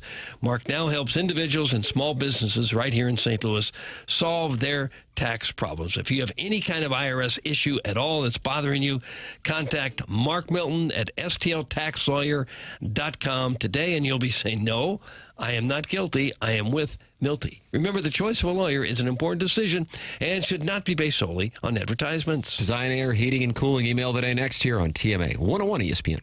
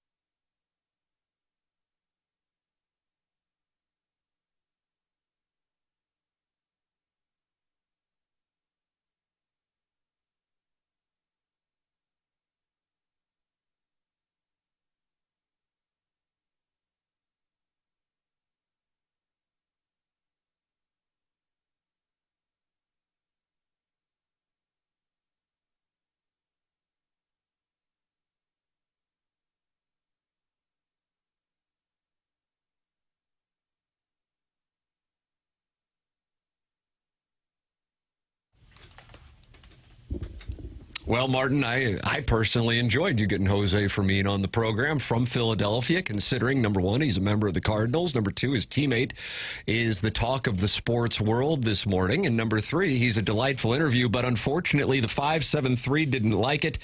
Doug, in the Air Comfort Service text inbox, this show gets worse daily. Joy FM it is. Now, Jackson, I know you're not in a position to talk. But we did make you do this. Somebody pointed out we made you do the Sports Center update. But you correctly identified that Dirty Dan the Garbage Man had blue feet, whereas I thought Dirty Dan was performative. Do you think the 573 is performative or might have blue feet? Very blue feet. Is that right? Yeah. The Festus Fluffer is saying that Paper's performance today is very much like the Michael Jordan flu game. Wow. Disagree. How about this? Little Beer Cats literally just said the same thing as you were reading that, Doug. Calling today's show the Papers flu game. Great work, Papers. Thanks, man. Big shout out to Chairman Kurt, who stepped in my stead during that time off. That was not easy work, and he stepped up in a major way. In particular on the sick day. Yeah, Wednesday. Because that came out of nowhere for all of us. I didn't even know you were feeling ill. I wasn't. It just hit you that afternoon? I had a 102 fever that night.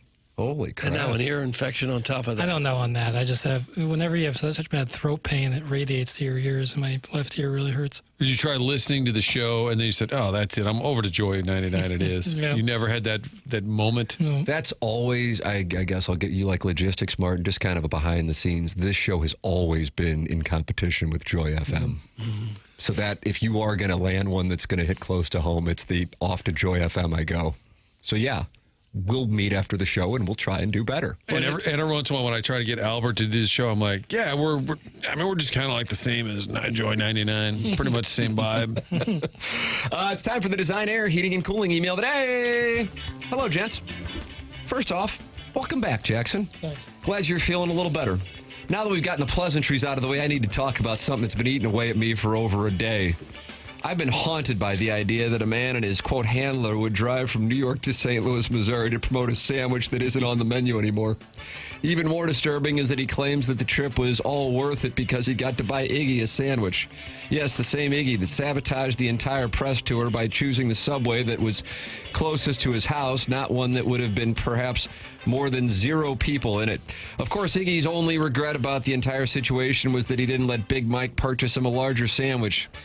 Anyway, stay tuned. I'm going to start my own press tour where I go to White Castles around the country and tell tales about how I've almost crapped myself at each one.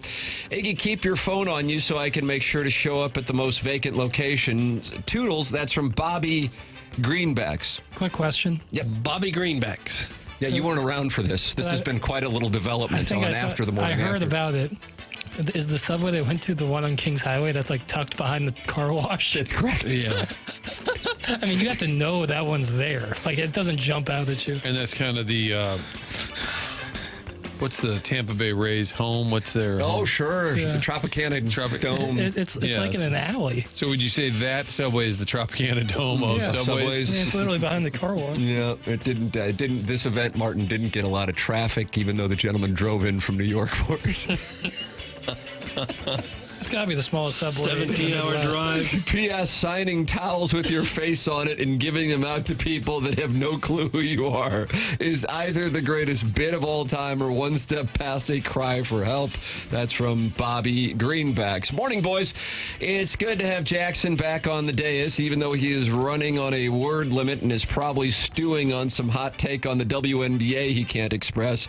But this email is about counting down the days until Martin retires or gets fired from the Tufox so that he can hang up his yellow jacket, turn down the condescending smarminess, and let his blue feet shine. Once he gets on the level of the great Douglas Elvin Vaughn on not holding back and enjoying retirement, this show will soar for another 25 years, and I am here for it. Anywho, great show as always, and keep it up. We're so proud of you, boys. Adios, amigos. That's from the Heiser House Hooligan. The yellow jacket. Is that like a Hall of Fame jacket? Oh, is that what he's saying? okay. And then you can really let loose. Yeah. Like Doug Vaughn and all the potty talk. Who knew all those years? Yep. Sitting next to Julius and Larry, just dying to do potty talk. Dear Dossier, met Big Mike today at Subway, the culinary capital of the Hill, where he was filming content for a sandwich he invented 10 years ago. He's currently driving across the country to talk about the sandwich, but he's very careful not to actually promote it. A lesser marketer might actually create awareness, so this trip is under the guise of a vacation. To further protect against unwanted exposure, he scheduled the shoot for 4 p.m. The strategy was flawless. No customers, no lines, no risk of anyone learning anything about the sandwich. For the next 15 minutes, Big Mike filmed a high school employee making the sandwich according to his specifications. The employee seemed unaware he was participating in the preservation of American culinary history in a 3-part podcast. Anyway, got to run. I just learned there are farms in Jefferson County, and I'm stocking up on cantaloupes. Toodles, that's from the TMA Troubadour. TMA Troubadour. Guys, Iggy insisting he, quote, doesn't book guests lasted about 14 seconds before he tracked down Sandwich Mike like Liam Neeson with a Subway rewards account. This guy's passion project is apparently a Buck Swope-length docuseries about the time he stacked 6 layers of gabagool on a sandwich. Then he goes on a nationwide tour of Blimpies and Subways because, in his words, quote, most of the world hasn't heard this story, end quote. That's true, Mike. And judging by the silence after you explained it, they're making a conscious effort to keep it that way. If the audience was really clamoring for lengthy discussions about sandwich construction, we'd let Caller Ellen cook for another 20 minutes every morning. That's from Mark over at Mark's Mulch and Bra. This bra's for you. Doug, remember that campaign, This Bra's for You? No. Mark's Bra and Mulch Emporium. Pestalozzi, now it's This Bra's for that's you. Correct. I think it's quite obvious that someone is being lied to. Jackson was never sick. He's clearly just adding a gravelly effect to garner sympathy and hoodwink the audience. The jig's up, movie boy! That's from the Unknown DJ. Unknown DJ. You doing a little Nina Blackwood homage over there? Early in his career, it had looked like we called him up too early. Maybe put too much pressure on him with lofty expectations. He had all the physical tools, by which I mean that he really filled out those khakis. He was a first-round broadcasting pick, and locally who expected him to immediately become a force. But then the front office asked him to change his announcing style by moving outside the venue for critical moments in the game. The next thing you know, he was sent down to the minors, which was Miami, where their preseason news was mostly barbecues and other media food. But after a couple of years of dedicated work, the nation got to hear him broadcast a boxing match where Sassy Cassie defeated producer Joe, and it was clear that it was his time to shine, and suddenly he couldn't miss. And the rest of his career was magical. We are so fortunate to say that we got to see it happen. That's for Shooter McGavin, the vice president of 19 years of Tim's meticulous meal tracking. So you can ask what he ate on November 22nd, 2011, but you don't get a used hat. Doug, that's from Shooter McGavin. Shooter McGavin. Good morning, good morning, good morning. What a glorious night it was in the city of brotherly love as 18 sent the old horsehide deep into the Philly night. Everybody at the old quarter deck cashed on Jaywalk to win, and now we can walk around all Doug-like with our hybrid butterfly Festus Fats tramp stamp hanging out. But this email is from Martin. Listen up, Kilcoyne. I know Tim was the one that said it yesterday, but I'm holding your ass accountable because Tim is the greatest. How dare you say our Cardinals aren't making the playoffs? You guys all know that Jordan Walker is a texter into this show, and I hope all you were giving him was bulletin board material as opposed to an actual take. When I'm flying back for playoff games in October, and Doug is doing pony tricks in the Costa Rican fashion on that gas-powered Sibian, you're going to owe me one of those $15 Bud Selects they sell at Busch. I'll take that or a popsicle stick signed by Rick Ankiel, Jim Hart, Dan Durdorf, and Bob Forsch. Either will do, but you have to pick one. It's for charity, jackass. Screw Chuck Todd. Paper sounds like death. And Doug, you need to close the garage door while using said Sibian. The HOA is complaining. Thanks, Jugs in D.C. Gosh. Jugs in D.C. And finally, hey, Marty, want to send me Jose Fermin a text and see if he could get a Josh Walker autograph for me? They can just ship it back from Philly. It's for charity, so don't worry about those charges. They'll figure it out. Thanks. That's from Ken Iggy Strode doing business as Brian Henshin, Colts reporter. Brian, we do a 3.5-hour show, and almost every text in has to do with Strode. Now, this Fermin guy sounds nice, but He's not even on this show. And the texts are still about him. maybe Justin Walker give me a bat. Doug, we will vote and we will announce the winner of the Design Air Heating and Cooling email day at approximately 10:55. James Carlton was in studio yesterday. Have you set your home and auto insurance and forgot about it? Maybe you haven't talked to your insurance agent in the last 6 months or longer. Well, that's where James Carlton can help you out, just like he's helped me out. He's helped Jackson out. He's helped out Jamie Rivers. He's helped out BK and Ferrario. He still has the biggest rate decrease in his 18-year career. It's James Carlton. Been a client of his now for 7 years. 314-961-4800 or go online at carltoninsurance.net. If your insurance costs a leg and an arm, call James Carlton, State Farm. And Martin, you'd like to tell us about Michael's Baths and the magic they have performed at your home. Yeah, really unbelievable. The bathroom, kids' bathroom down the hall had just started to get just out of control. Old, the walls start to fall apart. It's one of those old shower tubs. Like, we just got to hit the refresh button, and was recommended Michael's Baths. We had them come out. They start putting together a design, and you're like, okay, what's that going to cost? Reasonably priced. I think a lot of folks get scared off a renovation to a bathroom because they think it's going to be incredibly expensive. Well, Michael's is reasonable, but they also do top-flight work. 30 years of experience. That's what Michael's brings to the table. It's michaelsbaths.com. Family owned and operated. His daughter's the one that's going to answer the phone when you call 636-775-0800. And if you're in the 101 ESPN listening area, they will come to you, put together a plan, whether it's just ripping out that old tub, putting in a little shower. They can do that conversion, do a full high-end, whatever remodel, renovation you have in mind. These are the folks to do it with. All the employees work directly for Michael, so there's no subcontracting. And the unbelievable finished product, you will love it. It just changes the feel of the entire home.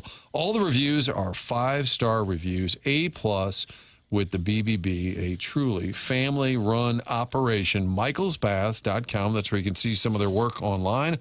Or get that appointment. Find out what they can do for you. 636-775-0800. Changing that bathroom will change the feel of your entire home. Michael's Baths, loyal sponsor here on TMA, and Martin is a customer of Michael's Baths. We've got the second half of our Design Air Heating and Cooling 10 o'clock hour coming up here on the program. Martin is headed to onboarding. We're headed into our next segment here in the 10 o'clock hour. It is TMA 101 ESPN.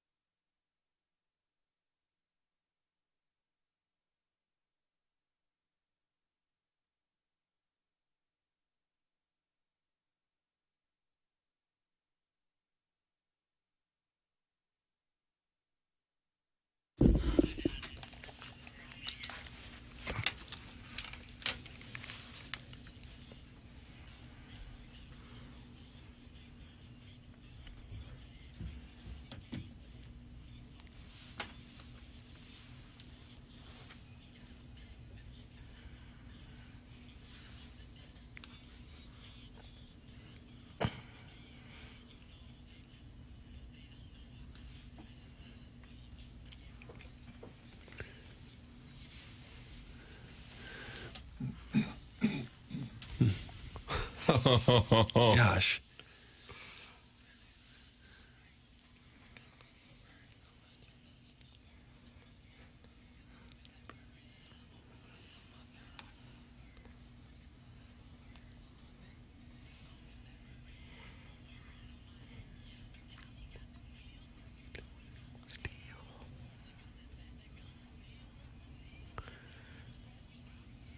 How much do I have to pay to make this stop? Is this an aux on or aux off situation, Jackson? Off. So good, though. It's TMA 101 ESPN. Tim McKernan, Doug Vaughn, Chairman Kurt slides into the dais in the 10 o'clock hour. Little Jackie Papers. You know, if you were looking at this as an NFL injury report, he would have been listed as doubtful today, and here he is. And he's just grinding clips featuring Ferrell and the Neptunes. We're doing all right. I think if you could redo the play, you'd be in your little Betty right now. I think you should be in your little Betty right now. No, I couldn't sit in my apartment alone all day again. Really? It's brutal.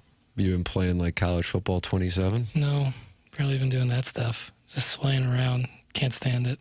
Gotta get out and do something. Take my mind off it a little. My mind's playing tricks on me. Doug, is that Ghetto Boys? I don't know who 91? it is. Mr. Scarface? But it is true. Mr. Sometimes, Bill? even when you're sick, if you just get up and get showered and get dressed and walk around, somehow that helps make you feel better sometimes. Were you able to stay up for the home run derby? Were you able to watch it live, or were you in a bad place? Be honest with me. No, I was at a film screening last night. Excuse me? A film screening? Mm-hmm. What in the world? What is it, we were a turtleneck? It was a beret. It was a screening for a very highly anticipated movie coming out on Friday. But you're not going to tell us what the name of it is. That was very vague, wasn't it, Doug? It sure was. All right, I wonder relax. why. It's called The Odyssey. Oh, Matt Damon. Mm-hmm. And this is the IMAX format? Mm-hmm. I wouldn't have. I would have rather watched the Home Run Derby if it was anything else other than this. This is a big deal. How about that, Doug? Well, how many you weren't IMAX invited. I wasn't invited. I wasn't either. How many IMAX theaters we have in St. Louis? One. Where is that? Ronnie's. Okay. I don't think I've ever seen anything there. In the IMAX? Somebody that's listening sent me a message, wanted me to pass it along, that it's a home remedy from their Nana to burn a lemon and rub it on your throat every morning. How about that? Burn a lemon? A burnt lemon rub it on your throat? Yep, that's correct. How do you get it back there? Maybe it's on the outside. I don't know. Yeah, that's but I trust Nana's. New England Journal of Medicine. Sounds like I'm trying to conjure something. Good God, you went and saw The Odyssey for 3 hours. Don't call it a screening. That's from Carlos Spicy Is that Wiener. what it was? It was a screening. It was an advanced watched the whole screening. thing. A watching. Too sick to come to work, but could go to a movie, huh? That's from Yasiel the Boy Here Puig. it comes. I was waiting for that. I'm here now. What do you mean? Sharon and Clayton's on your side. Okay. Feel bad for Piddles. Now it's morphing into an earache. Just awful. Poor guy. He sounds so meek and feeble, like an injured little bird with a broken wing. That's from Sharon and Clayton. Was that a Relax. poem? I don't need that backhanded nonsense. I don't think it was backhanded. What do you? She said I sound meek and feeble. Well, You sometimes think that was we do. complimentary? She has other text here saying she feels bad for I you. appreciate that. Wishes you feel better. I appreciate that. What about the comparison to a little bird with a broken Yeah, I wing? don't like that. I'm a man, baby. She probably knew she had to add something like that to get it read. Because if you just call in and say, hey, I'm sorry, you're feeling bad, no chance. That's true. That's a good point, Doug. The program today, God, if you would have told me this, God, how in the hell? But it's been Jordan Walker and Home Run Derby centric, and I'm trying to think. I'm going to explore right here. Explore with me. Come, listeners. Come, Deus. Explore with me. Last time, now maybe, and by the way, maybe I'm overstating it. Maybe you boys aren't as high on it as I am. The wonderful ladies in our audience, and of course, we have a handful of male listeners as well. We're a sporting event that you were not, like, for example, Game 7 of the Stanley Cup Final. You knew, no matter what, you were either going to experience euphoria or you were going to experience the absolute low of lows as a sports fan that night. But yesterday, I turned that thing on, And I'm thinking, okay, this will be fun to watch with my boys. Whatever. Maybe he'll make it to the second round. He ain't going to win it. Don't really care anyway. And then for it to go the way that it went and to get that kind of pleasant surprise in a day or night of watching sports, that's something that, and again, it's the home run derby. As I'm saying it, I realize it sounds ridiculous. But the pop that it got for people around St. Louis is truly significant. Anything come to mind? Well, I personally don't rate this like the team success, like a Stanley Cup or nobody did in the playoffs. So don't strawman me, ho. No, but is that what you're asking though? I'm talking about like what has given you this kind of, or if you're not experiencing it, I think we would all agree that St. Louis area sports fans this morning and last night are on a high from this.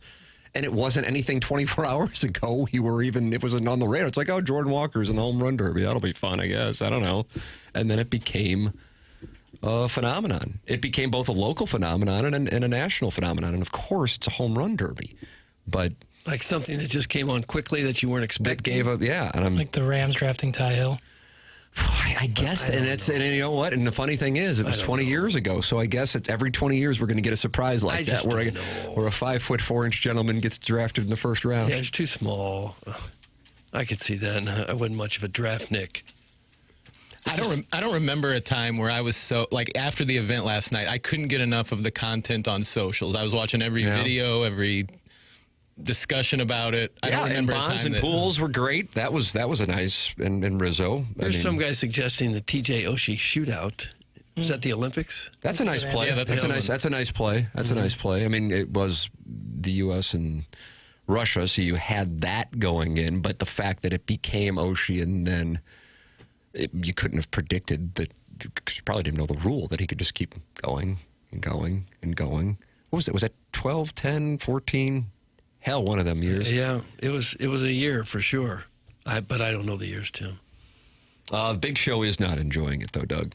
Let's see. He has been texting in his anger for a few hours about this topic and yet is still listening to it. And I, kind of like Jordan Walker said, they don't boo nobodies. I want to let him know that his anger actually is a positive for us. Are we still talking about the Derby? Doug, that was at 9:11. Yeah. Are we still talking about it? That's at 9:34. And then at 10:44. This has to be a record, talking about the Derby for 3.5 hours straight. So he's been there every step of the way, listening to it. And bringing me closer to Jupiter, Florida.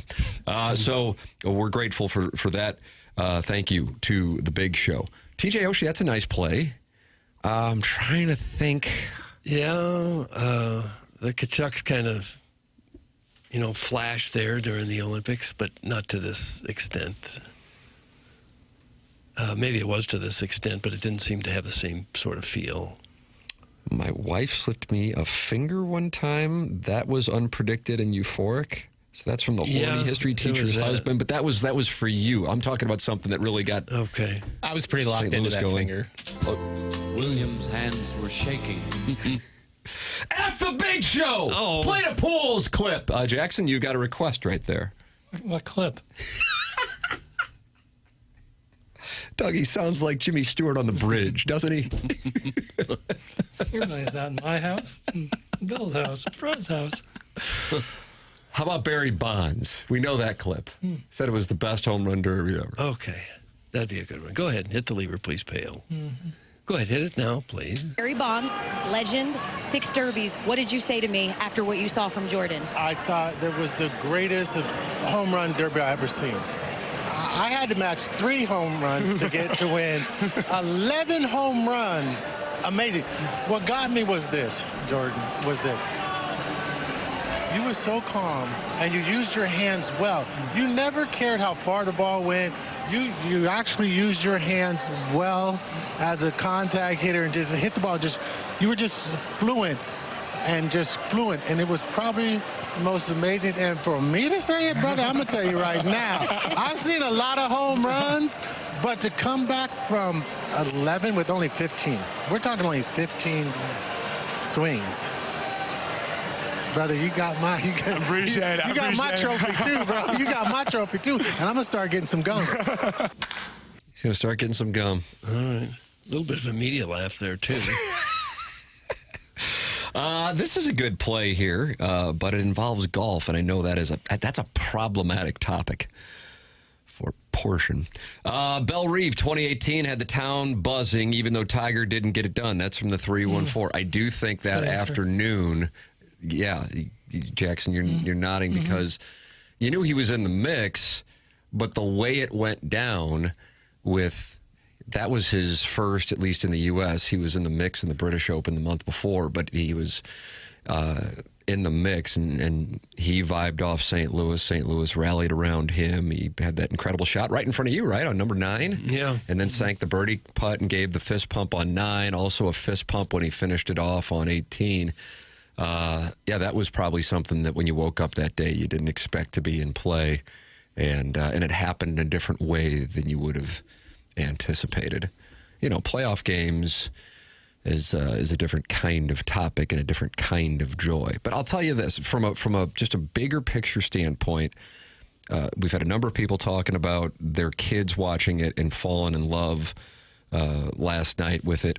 So you have that element and how it can compound over that child's lifespan as a Cardinal fan, and now living for Jordan Walker at bats. You have that, and then you have the national perspective that here is a guy who goes into that ballpark and goes up against all those Philadelphia fans, perhaps the most famous vocal sports fan base, against their guy, and is down to the proverbial last strike, the last out, and then rattles off all those home runs. That's why you hear a guy like Barry Bonds going, "Oh my God, that was incredible."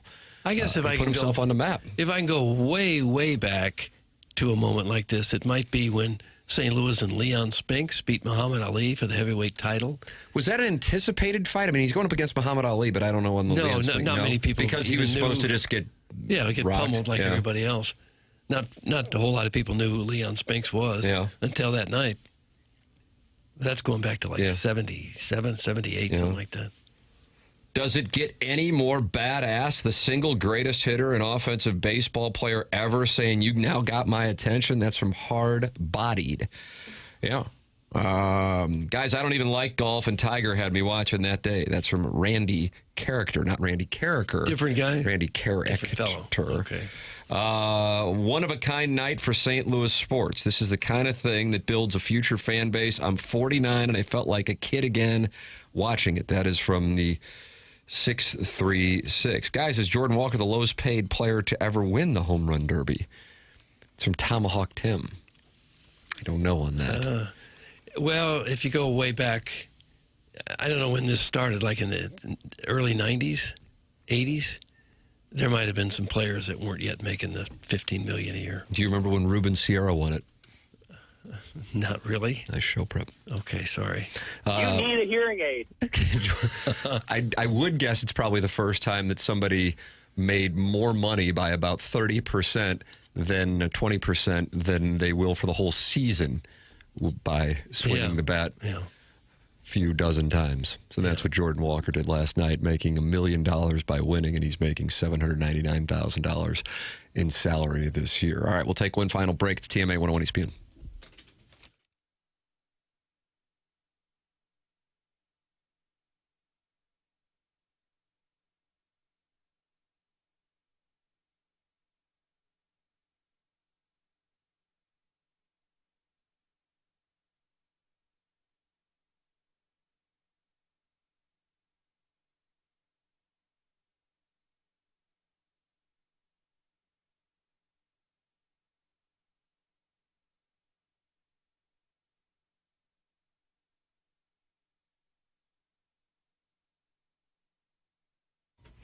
Michael's Flooring, family and locally owned for over 30 years. Michael takes pride in helping and making sure his employees are happy and making a great living. Go online at igotfloored.com, and you can see what they can do for you, including 3 samples free from Proximity Mills. Michael's Passions Flooring. When you order from him, he wants you to have the best experience for the best price. That's why he's making sure he gets the best installers and giving them $7 a square yard, which is incredible compensation in this industry. They have it all. Carpet's awesome, and it's back. They have so many varieties of all flooring. And they have 3 easy-to-get-to locations in St. Louis. They're in Creve Coeur, they're in Garden Prairie, and they're in St. Peters. Come see why people are loving getting floored by Michael, and make sure you visit igotfloored.com.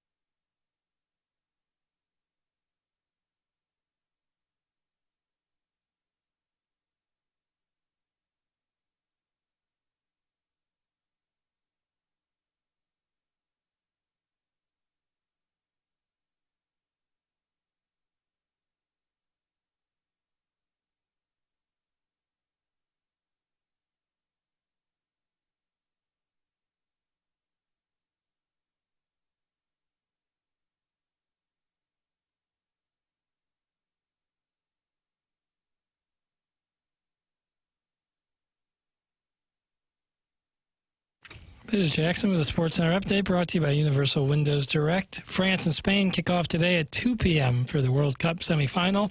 That was another Sports Center update brought to you by Universal Windows Direct. You'll be saying, I love my windows.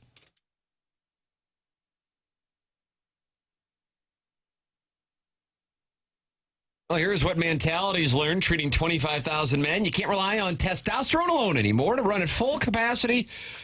Your body needs peptide therapy on top of your TRT. For guys whose recovery still lags and whose energy plateaued even on testosterone, Mentality's physicians design a plan that layers peptide therapy on top of TRT to support recovery, repair, and performance. You can start today with Mentality by going to lowtusa.com.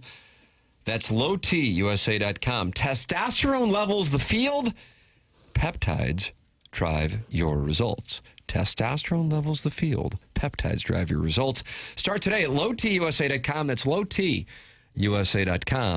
with Mentality. Jackson Burkett has the winner of the Design Air Heating and Cooling email of the day. TMA Troubadour. Yeah, I shifted, Doug. TMA Troubadour got it. Okay. Congratulations to the TMA Troubadour. Miss anything? Podcast TMA on the Schaefer Door Company podcast app. That is the TMA STL podcast app and the 101 ESPN podcast app. Download those. And, of course, you can always go back on the TMA STL YouTube channel. We're headed down the hallway for After the Morning After. BK and Ferrario are headed in here on 101 ESPN. For Jackson Bennett Burkett, for Chairman Kurt, for Martin Kilcoyne, for my brother Kevin, for Douglas Elvin Vaughn, I'm Tim McKernan. This has been The Morning After, presented to you by Brown and Crouppen from the Crouppen from the Stiefel Studios on 101 ESPN and the TMA STL YouTube channel.